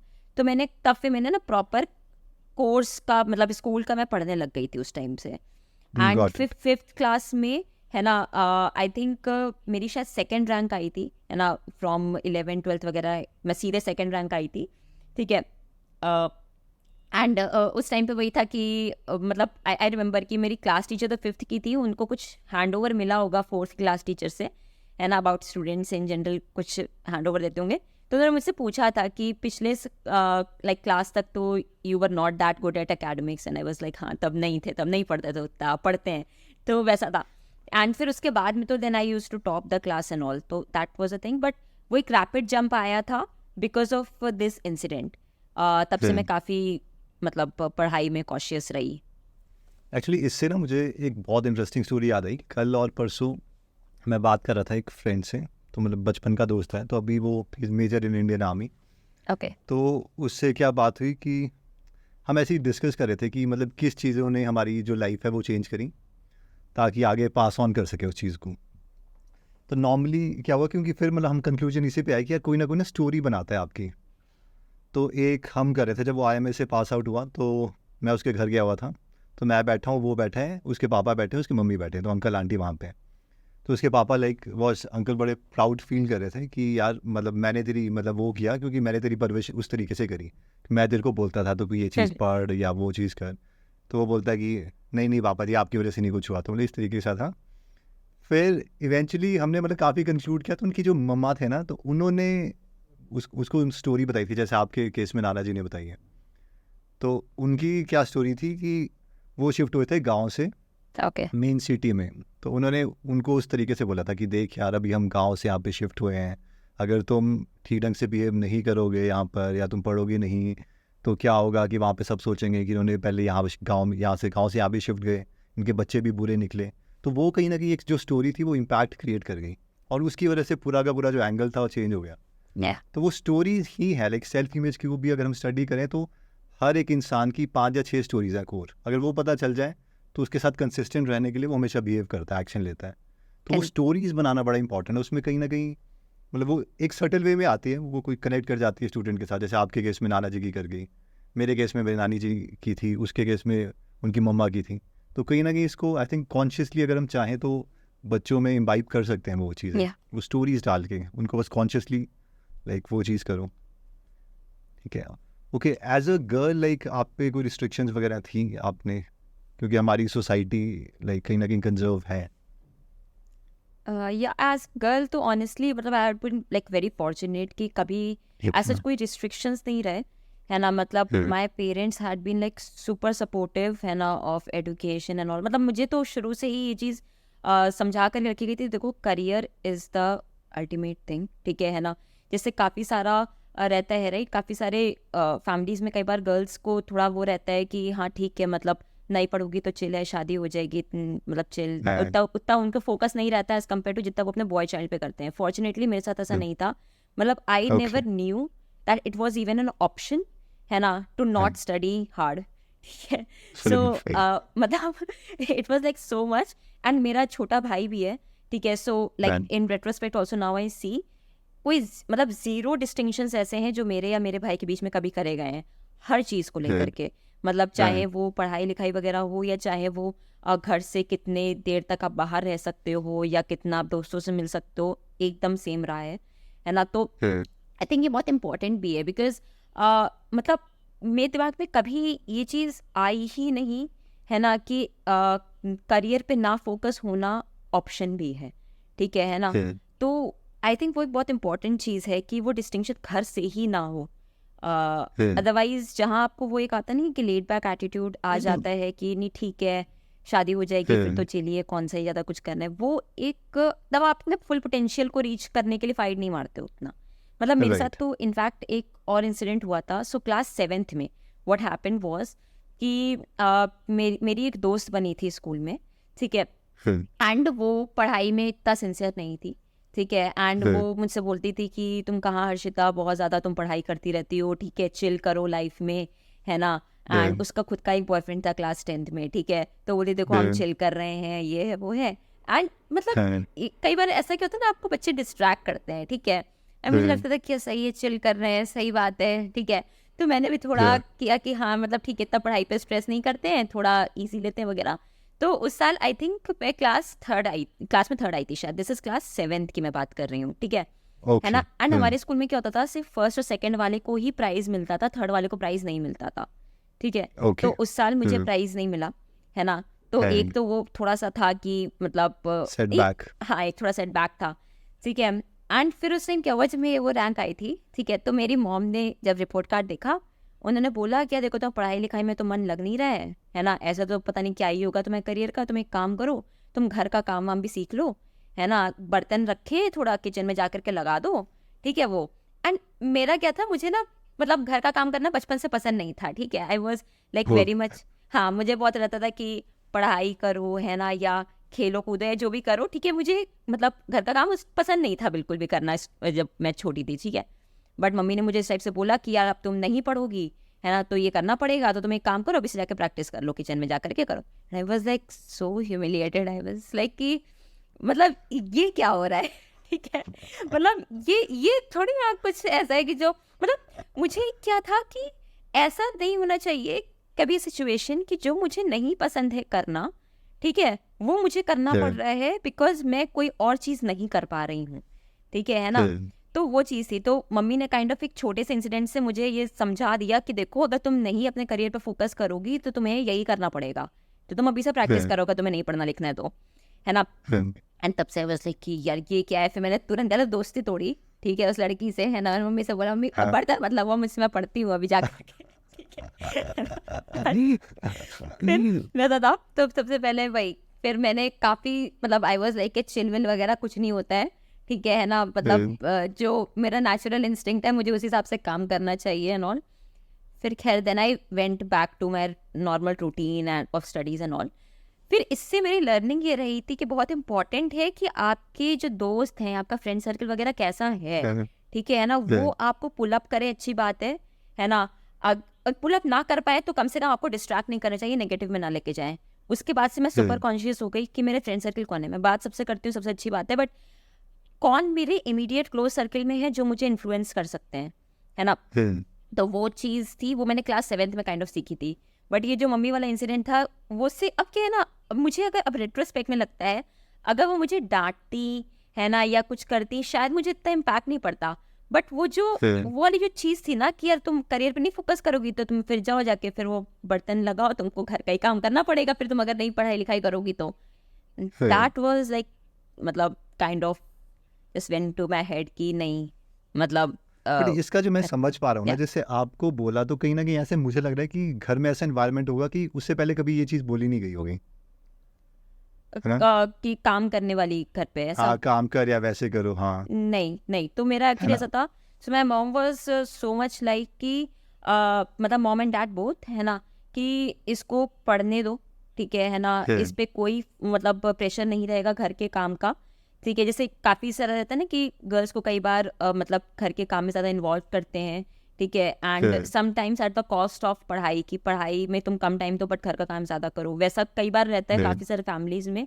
But fortunately touchwood मेरे में ऐसा नहीं था, है ना। Like my parents were like कि तुम कुछ मत करो, that is fine, you put the full time on your studies, ठीक है। एंड मतलब बल्कि ये चीज़ तरफ रहती थी कि मेरे पेरेंट्स जैसे अगर कोई उनसे कोई रिलेटिव बोलता था कि भाई मेरी बेटी तो मतलब इतना अच्छा खाना बना सारा लेती काम है कर लेती वगैरह, है। है ना, एंड एवरीथिंग, तो मेरी मॉम बोलती थी कि नहीं मेरी बेटी पढ़ लेती है, that is like enough for us, ठीक सफिशिएंट। है। सो ये सेम हाँ, चीज़ आई थिंक विनीता के साथ भी हुई थी, जो शार्क ओके, टैंक में है। ओके, तो उनके डैड भी ऐसे थे कि रोटी मतलब टच भी नहीं करनी, कि गोल रोटी एग्जैक्टली, बनाने से अच्छा तू निकल यहाँ से, तो उन्हें काम ही नहीं करना है। करेक्ट, मगर जो दूसरा पर्सपेक्टिव था ना मेरा, कई मैंने फैमिलीज देखी हैं कि वो बचपन में ही मतलब बोलने लग जाते हैं उनको सुधारने के लिए बच्चों को कि तू यार फिर ये वाला काम कर ले, तो फिर वो वाला जो मैसेज है वो इतनी सीरियसली नहीं लेते।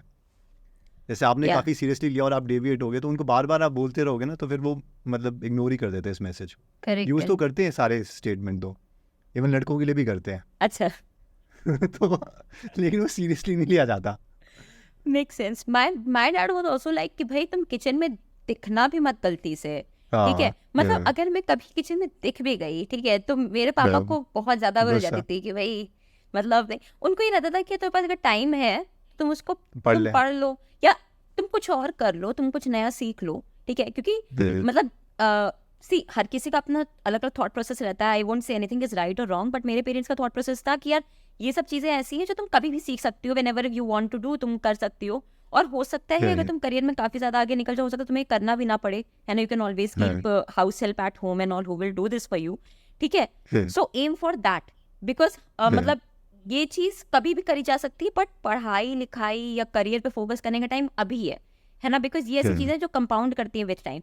आप early days of your life में अगर ज्यादा फोकस इस पे कर लोगे, आपकी बाद की लाइफ काफी सिंप्लीफाई हो जाएगी। अदरवाइज आपको बाद में फिर वो मेहनत करना करनी पड़ेगा। रहेगी, राइट। मेहनत हर समय करनी होती है, जस्ट कि आप पहले कर लो तो कंपाउंड हो जाता है। तो उनका ये फोकस था कि भाई तुम टाइम है तुम्हारे पास तो तुम ऐसे यूज करो, है ना, ये सब चीजें बाद में होती रहेंगी, अगर तुम्हें करना हुआ तो, नहीं करना हुआ तो और अच्छी बात है, वैसा। मैं फाइनली आपके लिए वर्क किया, तो कहीं ना Yeah. कहीं नानू जी का, आंटी का, अंकल का, वो सब का कंट्रीब्यूशन है उसमें। या आई think that helps a lot. मतलब छोटी छोटी चीजें होती हैं बट चेंजिंग होती है लाइफ के लिए। हाँ, वो स्टार्टिंग में बोलते हैं ना, एक डिग्री है तो इतना सा फर्क पड़ेगा, लेकिन 5 साल 10 साल बाद वो एक degree is like thousands of kilometres, तो वो वैसी Yeah. वाली चीज़ है वो, यस, राइट। तो उसके बाद आपने लाइक बीटेक के बाद आपने जॉब भी करी और उसको छोड़ भी दिया, तो ये क्या जर्नी थी? या सो सी एज आई टोल्ड, मेरा कॉलेज में वो एक मिनी बिजनेस तो चल ही रहा था कंटेंट राइटिंग का, ठीक है। एंड फिर कॉलेज में क्या था, सो मैं 2017 में ग्रेजुएट करी हूँ, ठीक है। एंड IITs में उस टाइम पे एंटरप्रेन्योरशिप मेन स्ट्रीम नहीं थी, ठीक है। अभी हो गया है, शार्क टैंक वगैरह लोग देख करके समझते हैं सब चीज़ें।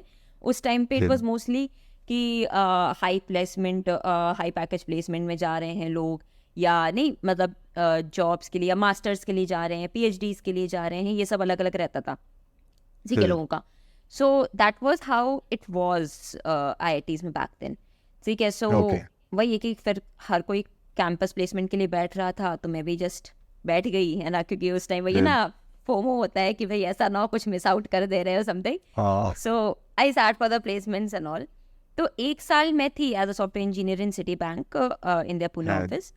ठीक है. एंड फिर पैरेलली हमारा ये कंटेंट राइटिंग वाला चल ही रहा था because manager and all was there. तो मतलब मुझे उतना एक्टिवली कुछ करना नहीं होता था, बस I just use to finally read it, right. बाकी सारी चीज़ें अपना पैरेलल में चल रही थी तो it was like fine. Okay.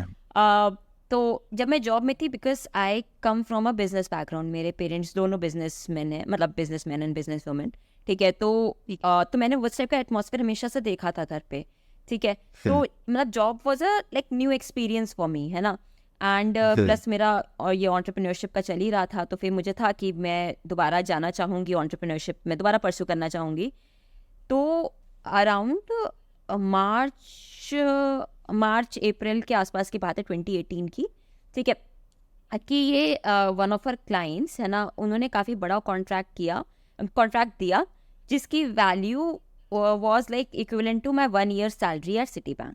ठीक है ना. That was What was the approximate number of salary? It was around 15 lakhs के आसपास था उस टाइम Lakhs. पे. ठीक है. Okay. तो वो 1 महीने में मुझे मिल रहा था फ्रॉम दिस पर्टिकुलर कॉन्ट्रैक्ट. ठीक है. Okay. है ना. एंड सो अमन से भी मेरी बात होती बिकॉज अमन उस time Cogno AI he was running with his previous cofounder. But Aman and मेरा, Okay. क्योंकि वो हम लोग मिनी बिजनेस कंटेंट राइटिंग का हम लोग कॉलेज से ही करते आ रहे थे एंड ऑल. तो अमन न्यू द कॉन्टेक्स्ट की ऐसा सा चीज़ है. ठीक है. तो और मुझे एंटरप्रेन्योरशिप पे जाने का मन भी था. ठीक है. सो अमन कन्विंस मी कि देखो तुम्हें एनीवे 1 साल वर्थ ऑफ सैलरी तुम्हें मिल रही है बाय दिस 1 month का कॉन्ट्रैक्ट. ठीक है ना. तो and you want to take the plunge. ठीक है. सो अभी is the right time because मतलब it's not too much stakes on the table. ठीक है. इन द सेंस कि कॉलेज पिछले साल ही छोड़ा था. ठीक है ना. और कोई ऐसा मतलब लाइबिलिटीज वगैरह भी नहीं है, रनवे भी है आगे का. ठीक है. प्लस पहले भी मतलब कमाया ही हुआ है एंड ऑल. तो मतलब it's like you should try it out, ताकि बाद में वो ना हो कि नहीं ट्राई भी नहीं किया. रिस्क टू रिवॉर्ड रेशियो है, Yes. मतलब वो वैसा ठीक था. एग्जैक्टली. हाँ, risk to reward ratio is fine. ठीक है. तो Aman convince me on that thing and I was like हाँ दिस मेक सेंस. ठीक है. फिर मैंने अपने पेरेंट्स से बात करी. My parents were also like ठीक है you want to do you do. So my parents were like whatever you want to do you do. ठीक है. उनका एकदम सॉर्टेड रहता था सब में. तो आई वाज लाइक कूल है. ठीक है. तो फिर that is how I decided to leave the job. So I put in my papers around April 2018. ठीक है. ओके. हाँ. एंड सो 3 months का नोटिस पीरियड था. सो मेरा जुलाई में was my last working day, 25th of July. ठीक है. ओके. हाँ. And that was a thing. और फिर उसके बाद में क्या हुआ था कि मतलब I left the job to expand my content writing का बिजनेस. ठीक है. एंड फिर जब मेरा जुलाई में लास्ट वर्किंग डे हो चुका था, उसके बाद में 1st week of August के अराउंड अमन का जो प्रीवियस को फाउंडर था ही लेफ्ट कॉग्नो एआई, है ना. Okay. And that is when Aman and I we sat down and discussed कि हम लोगों ने साथ में काम किया ही हुआ था कंटेंट राइटिंग बिजनेस में. कॉलेज में हम लोग साथ में एक दूसरे को काफ़ी सालों से जानते ही थे. तो फिर हुआ कि ठीक है we know each other personally professionally both, है ना. तो मेक सेंस कि हम लोग साथ में काम कर सकते हैं, है ना, कॉग्नो एआई में. And of course content writing business से ज़्यादा ल्यूक्रेटिव था software business because of multiple reasons. Because ticket size आपका ज़्यादा होता है. ठीक है. आप सॉफ्टवेयर को प्रोडक्ट लेट चला सकते हो. Content writing is services based model. मतलब दोनों बिजनेसेस अच्छे हैं बट सॉफ्टवेयर बिजनेस हम लोग को उस टाइम ज़्यादा मतलब राइट फिट लग रहा था, है ना, एज पर दैट सिनेरियो. तो वो चीज़ थी. सो हमने वही कंटिन्यू किया फिर. And then I joined Aman as co-founder in August. Okay. हाँ, अगस्त के अराउंड ही आई ज्वाइन.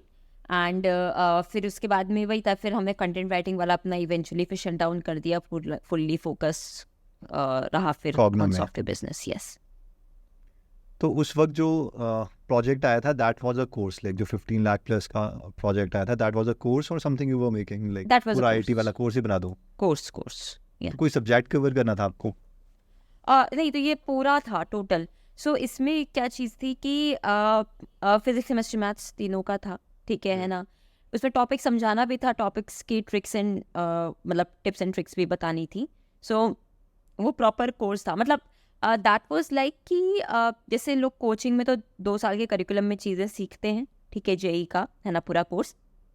सो ये जो हम कोर्स बना रहे थे, this can be taken as an added thing to that, ठीक है, कि जो टॉपिक्स हैं जो नहीं बहुत ही नीश टॉपिक्स हो गए या कुछ ऐसी चीज़ें जो लोगों को कई बार ध्यान नहीं जाता, या उस टाइप की चीज़ों को हम अच्छे से एक्सप्लेन कर रहे थे in this video course and along with the tips and tricks, वही सब था। तो अभी आगे का क्या प्लान है?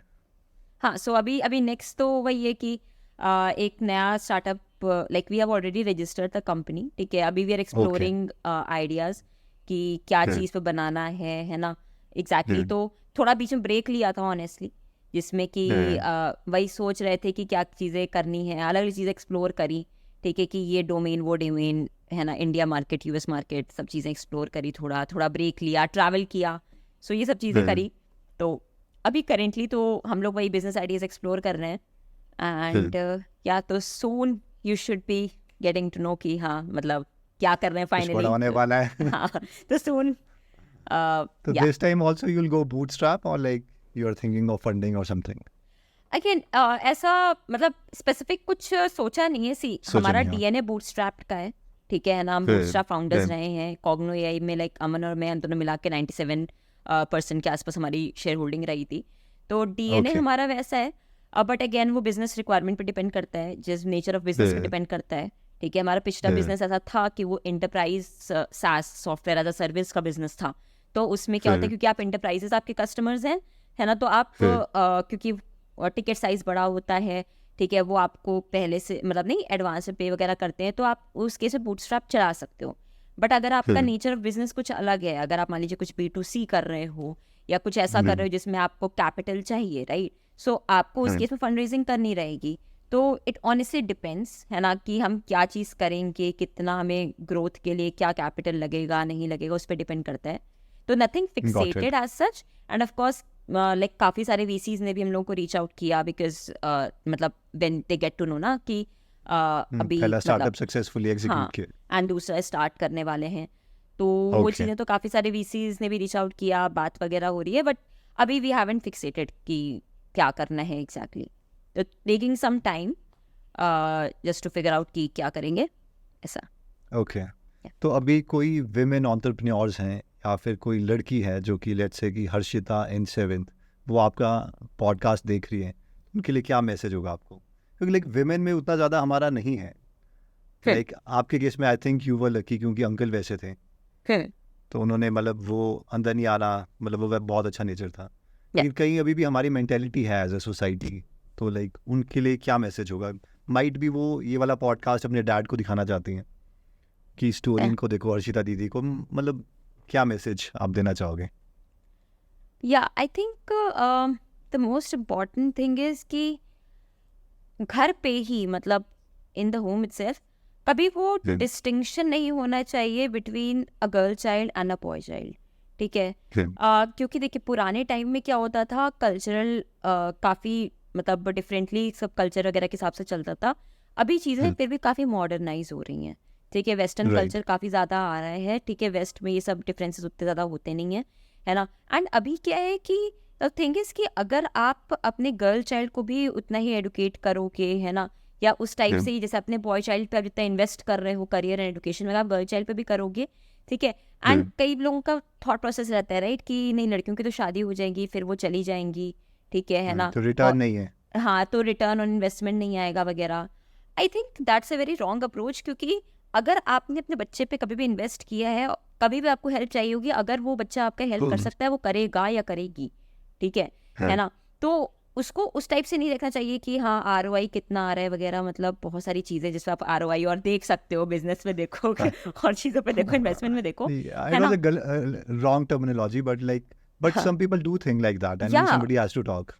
एग्जैक्टली काफ़ी मतलब वही है कि ये ऐसी चीज़ें हैं जो कि मतलब हमने ROI बहुत ही प्लेन शब्द में बोल दिया, है ना। हाँ। कुछ लोगों को हो सकता है लगे कि अरे ऐसे कैसे बोल दिया, बट लोग वैसे ही उसको कई बार लोग सोचते हैं देखते वो, हैं, वैसा सोचते हैं। ठीक है, हाँ। हाँ, है ना। तो मेरे ख्याल से वही चीज़ है कि आप वो बच्चों पे मत लगाओ, है ना, क्योंकि क्या होता है कि आपको अल्टीमेटली आपके बच्चे हैं, जब भी आपको कभी हेल्प चाहिए होगी दे विल डू, ठीक है ना, चाहे वो लड़का हो चाहे वो लड़की हो। एंड इनफैक्ट अगर आप अपनी लड़कियों को अच्छे से केपेबल बनाओगे, है ना, कि वो खुद का अर्निंग कर सके, है ना, खुद पढ़ी लिखी हो, करियर पे फोकस हो, ठीक है, वो ज़्यादा अच्छे से हेल्प कर पाएंगी आपको, बिकॉज वो सेल्फ अर्निंग है, तो फिर दे हैव अ से, ठीक है ना, because they are earning, right. मतलब सिंपल सी चीज़ है ना कि अगर मान लीजिए कोई इंसान अगर अर्निंग नहीं है, कोई फीमेल, ठीक है, उसको अगर अपने पेरेंट्स को हेल्प कर रहे हैं, तो उसको अपने हस्बैंड, अपने इन लॉज से हेल्प मांग करके मतलब अपने पेरेंट्स को हेल्प करना होगा, right. That is a difficult thing, ठीक है। काफ़ी सारे मतलब spouses and parent in laws are understanding, that is correct, but काफ़ी सारे नहीं भी होते हैं। बट अगर एक लड़की खुद अर्निंग है, ठीक है, तो शी हैज अ से, right, she can convince easily, ठीक है, and she can also help, मतलब सामने से, ठीक है। तो वो चीज़ें हैं, तो एंड बच्चा बच्चा होता है, ठीक है ना, आपको कभी भी हेल्प चाहिए होगी, वो करेगा या करेगी। तो आई थिंक उसको सिर्फ ROI के हिसाब से नहीं देखना चाहिए, है ना। This is my advice to parents honestly, ठीक है। ओके हर्षिता, लाइक पेरेंट्स का तो रोल होता ही है, लेकिन हस्बैंड का बहुत बड़ा रोल होता है कि वो अपने वाइफ को पूरी अपॉर्चुनिटी दे रहा है कि नहीं दे रहा। मैक्सिमम कई जगह हमने देखा है कि वो उतना नहीं देते, वो प्रेफर करते हैं कि यार आप थोड़ा घर में काम करो या कुछ और करो। अब थोड़ा सोसाइटी चेंज हो रही है, बट लाइक आपके केस में क्या था? या सो जैसे बोलते हैं कि behind every successful man there is a woman, so I think behind every successful woman there is a man, ठीक है। So Right. इट्स ऑलवेज मतलब सिम्बायोटिक रिलेशनशिप बोल सकते हैं, जो भी कॉर्डियल रिलेशनशिप, मतलब बोथ, ये नहीं एंड हाँ, या एक यिन यांग, यस, दोनों एक दूसरे को इन्हांस करते हैं, पुल अप करते हैं, ठीक है। तो fortunately like the relationship between Aman and me is something like that, है ना। एंड मतलब अभी से क्या, हम लोग कॉलेज से ही लाइक हम लोग रिलेशनशिप में थे since second year of college we were, है ना। ओके। तो कॉलेज में ही हमेशा एक दूसरे को सपोर्ट करना अलग अलग चीज़ों में, ठीक है। जैसे मैंने वो कंटेंट राइटिंग बिजनेस भी साथ में किया, ठीक है। एंड हर हर मतलब काफ़ी को क्लैरिटी थी, है ना, कि इवेंचुअली हम लोग साथ में ही we want to spend a life together. तो शुरू से ही काफ़ी सपोर्टिव रहते हैं। सो आई थिंक जो सबसे ज़्यादा मैं चीज़ एडमायर करती हूँ अबाउट अमन इज़ कि वो बहुत ही सपोर्टिव है, बहुत ही हेल्पफुल है, दैट इज़ देयर, है ना। बट एक वो चीज़ है जेन्युइनली, मतलब कभी उसको वो नहीं लगता कि नहीं, मतलब नहीं, एक थोड़ा सा कंपैरिजन या कभी कभी लोगों के माइंड में आ जाता है, राइट। तो वो वाला चीज़ कभी रहती नहीं है, मतलब एक सेल्फलेस सपोर्ट सिस्टम ही is for me. So yeah मतलब I think that is very important, because in fact मैं एक छोटा सा इंसिडेंट बताती हूँ। मैं एक बुक लॉन्च हुई थी IIT बॉम्बे में, ठीक है, जिसमें कि उनकी जो पुराने फीमेल एल्यूमिनाई वगैरह के ऊपर थी, सक्सेसफुल एल्यूमिनाई वगैरह रही हैं। तो मतलब वो एक बुक लॉन्च इवेंट था, मैं भी गई थी उसमें। एंड उसमें जो जिसने बुक राइटर जिसने लिखी थी वो बुक, ठीक है, तो उससे पूछा गया कि आपने काफ़ी सारी विमेन का स्टडी किया है, ऑल राइट, सब सक्सेसफुल विमेन है, तो आपने क्या पैटर्न क्या देखा, ठीक है ना, is there some pattern that you observe. तो उस राइटर ने बोला कि एक चीज़ ये थी कि सबके जो स्पाउसेस थे, ठीक है ना, वो सुपर सपोर्टिव रहे हैं, ठीक है। एंड जो फीमेल्स के बारे में जो बुक लिखी थी वो काफ़ी मतलब एक्सपीरियंस फीमेल्स हैं, मतलब जो पुराने ज़माने टाइप की भी हैं। तो वो बोली थी कि अभी तो फिर भी मेल्स काफ़ी मतलब सपोर्टिव और भी हुए हैं, पुराने टाइम के नहीं थे। पुराने टाइम में तो गर्ल्स को और एक्सपेक्टेड था कि घर के ही काम करो and all those things, right. तो शी सेड कि बट जिनके स्पाउसेस बहुत ही सपोर्टिव रहे हैं, तो ये वैसी फीमेल्स हैं, ये कॉमन ट्रेंड पाया गया है, ठीक है। सो आई थिंक फॉर्चुनेटली मतलब Aman is also like super supportive, but वही है कि Right. This is important aspect for any working women कि उनका spouse should be supportive.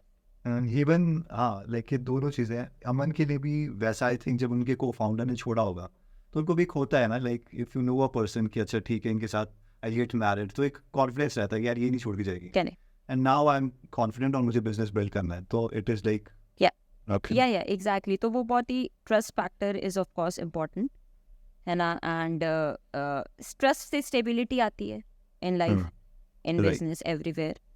So yeah, I mean then that is मतलब your partner should be your life partner, your partner in crime, your partner in business, I think Everything, everything, yeah, Right. it should be true partnership. हाँ exactly right. और अगर अगर हम बात करें कि girls की, है ना, तो माय एडवाइस टू गर्ल्स, तो उसमें सिंपल सी चीज़ ये रहेगी कि कभी भी बैकअप ऑप्शन मत रखो कि करियर पे अगर फोकस नहीं करोगी तब भी मतलब life will be fine, because आपकी शादी हो जाएगी and it will be okay because आपका हस्बैंड सब कुछ हैंडल करेगा। मतलब जब प्लान बी या बैकअप ऑप्शन दिमाग में होता है तो फिर आपने फुल पोटेंशियल को रीच नहीं कर सकते, ठीक है। मतलब वो थॉट प्रोसेस में ऐसा नहीं बोल रही हूँ कि गलत है या सही है, जिसके लिए जो वर्कआउट करे that is fine for them, but I personally feel कि अगर आप प्लान बी रखोगे या अगर उस टाइप से सोचोगे कि ठीक है ना, मतलब इतना क्या लोड लेना है वगैरह, तो फिर आप फुल पोटेंशियल रीच नहीं कर पाओगे। शुरू के सिर्फ 7 या 8 साल मेहनत है, बाद में तो फिर या पूरी लाइफ ही है जब तक आप जियोगे। या मतलब इट्स लाइक कि सी मेहनत पूरे टाइम करनी होती है, बट अगर आप अर्ली मेहनत ज़्यादा कर लोगे तो तुमको बाद में मेहनत कम करनी पड़ेगी, बिकॉज मतलब how I think of it is कि मेहनत का अमाउंट जितना एक इंसान को Same करना है है। अपनी ज़िंदगी में, है ना, वो कांस्टेंट है। आपने पहले ज़्यादा कर ली तो बाद में कम करनी है, आपने पहले कम करी बाद में ज़्यादा करनी पड़ेगी।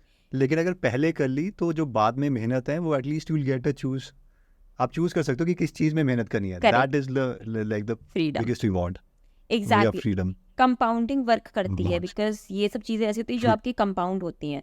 एंड हाँ, अर्ली पार्ट ऑफ लाइफ में मेहनत करने का फायदा भी है, आपके पास एनर्जी बहुत ज़्यादा है। मतलब आई रिमेंबर ये जैसे कि जब 11th-12th वगैरह में जब पढ़ाई करते थे, जेई की तैयारी करते थे, मतलब there used to be times कि जब एग्ज़ाम आने वाला है पास में, 15-16 घंटे आप एक साथ बैठ के बिना उठे भी काम कर सकते हो, आपको कोई फ़र्क नहीं पड़ेगा। बट अभी मतलब अगर आप 25+ हो जाते हो, 15-16 घंटे बैठना, है ना, इज़ वेरी डिफ़िकल्ट, ठीक है। मतलब वो बहुत डिफिकल्ट होता है। एंड आजकल तो मतलब लोगों को बिकॉज डेस्क जॉब होते हैं और नहीं, गर्दन में कंधे में दर्द हाँ, होने लग जाते हैं, सर्वाइकल है, ये है। बहुत सारी चीज़ें आजकल चालू हो गई हैं, बट ये सब चीज़ें आपको मतलब कम एज में, बचपन की एज में उतना फ़र्क नहीं पड़ता, तो आप उस टाइम रगड़ के मेहनत कर सकते हो। तो that is my thought process. नहीं, it is Yeah. Very good thought.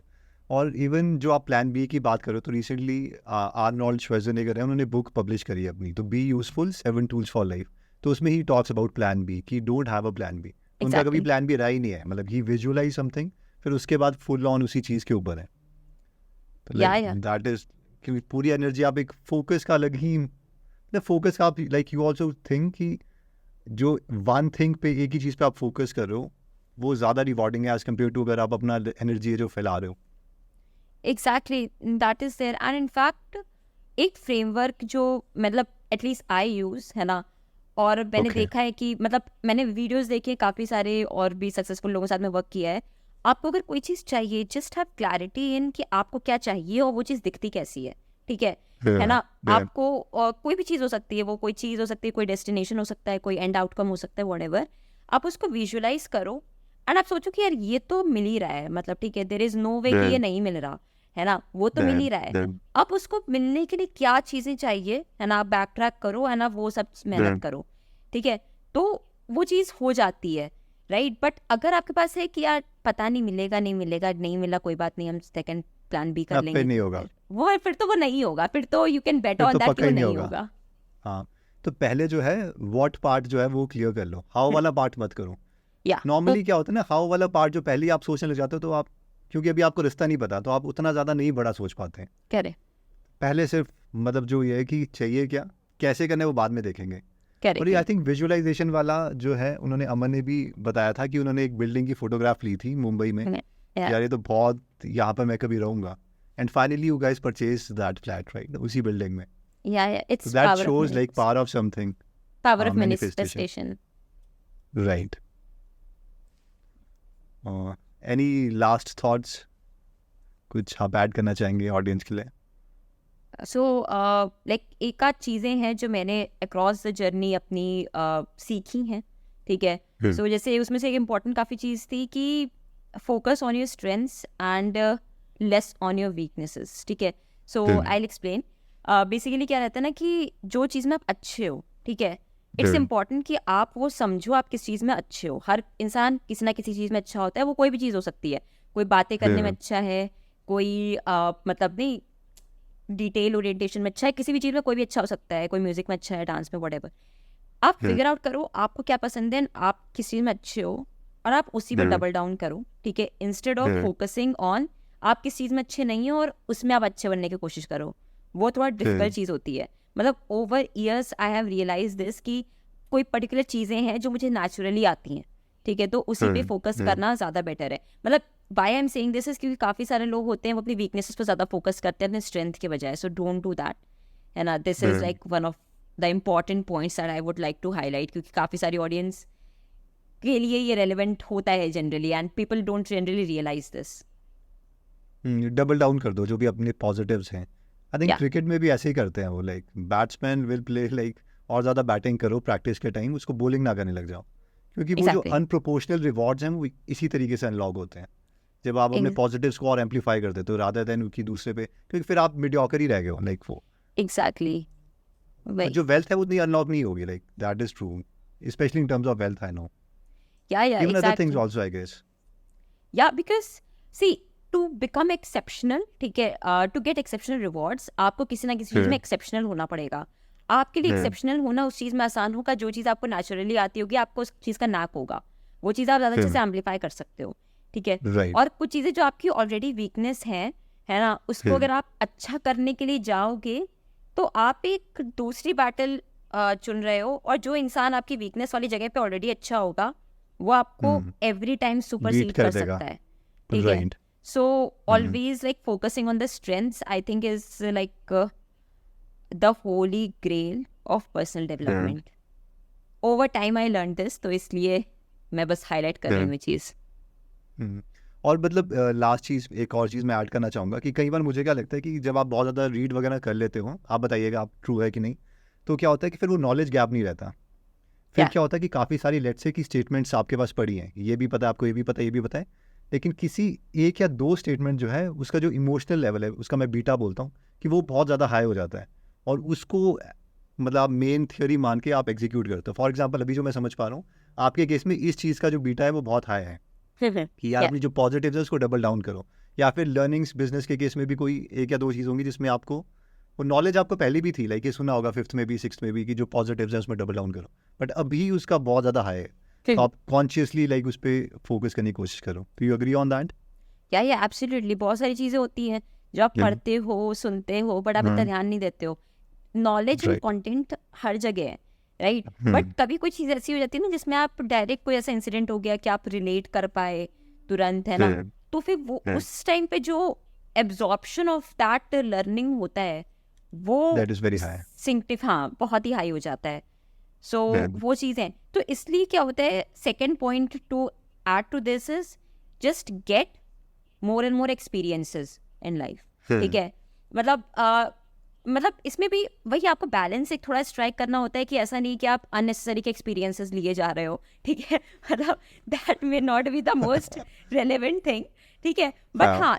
जो भी चीज़ें हैं ना, कुछ नया करके कुछ अगर आप नया कहीं पे सीख सकते हो, आपको वो चीज़ नहीं आती है, ठीक है, कर लो एक बार, है ना. अच्छा होगा, खराब होगा, जो भी होगा, बट एटलीस्ट आपको कुछ चीज़ पता चलेगी, या आपको पता चलेगा आपको ये चीज़ पसंद है या चीज़ नहीं पसंद है. तो मतलब ultimate goal of life is कि आप खुद को अच्छे से जानो, है ना. आई थिंक ये मोस्ट इम्पॉर्टेंट चीज़ होती है, क्योंकि हमारा सबकॉन्शियस माइंड, है ना, और हमारा इन जनरल हमारा जो माइंड रहता है वो काफ़ी पावरफुल होता है, बट हम कई बार उसको पूरी जिंदगी लगा कर भी उसकी पावर अनलीश नहीं कर पाते, क्योंकि हम उसको सही से समझ नहीं पाते हैं. तो राइट. आई थिंक वो बहुत इंपॉर्टेंट है कि खुद को समझो. तो डबलिंग डाउन ऑन स्ट्रेंथ्स वाली बात हो गई, ठीक है, या नहीं, गेटिंग एक्सपीरियंसेस वाली बात हो गई, है ना. वो सारी चीज़ तभी मेक सेंस करती है जब हमको पता हो कि हमारी क्या स्ट्रेंथ्स हैं, और हमको तब पता चलेंगे जब हमने एक्सपीरियंसेस इतने लिए होंगे कि हमको पता है कि हम किस चीज़ में नेचुरली अच्छे हैं और किस चीज़ में नहीं अच्छे हैं. तो राइट. हाँ, it's always self discovery. Got it. Beautiful. Okay, Harshita, thank you so much for coming, और आई होप आप पहले फीमेल एंटरप्रेन्योर, और एक I think as a student भी आपने काफ़ी गाइड किया, तो पहली बार हमारे पॉडकास्ट में एटलीस्ट पहली कोई फीमेल आई है, तो thank you so much. I hope like जो ऑडियंस हमारी वो भी बहुत कुछ लर्न करेंगी. Thank you. Thank you so much Hemant for inviting. I hope कि लोगों को पसंद आए, है ना, Good. लाइक इनसाइट्स मिले फ्रॉम व्हाट आई टोल्ड. मैंने तो अपनी सब जर्नी बताई है, बट अगर किसी के लिए मतलब एक्चुअली वो इसको देख करके मोटिवेट हो रहे हैं या कुछ नया सीख रहे हैं, I think it's a huge success.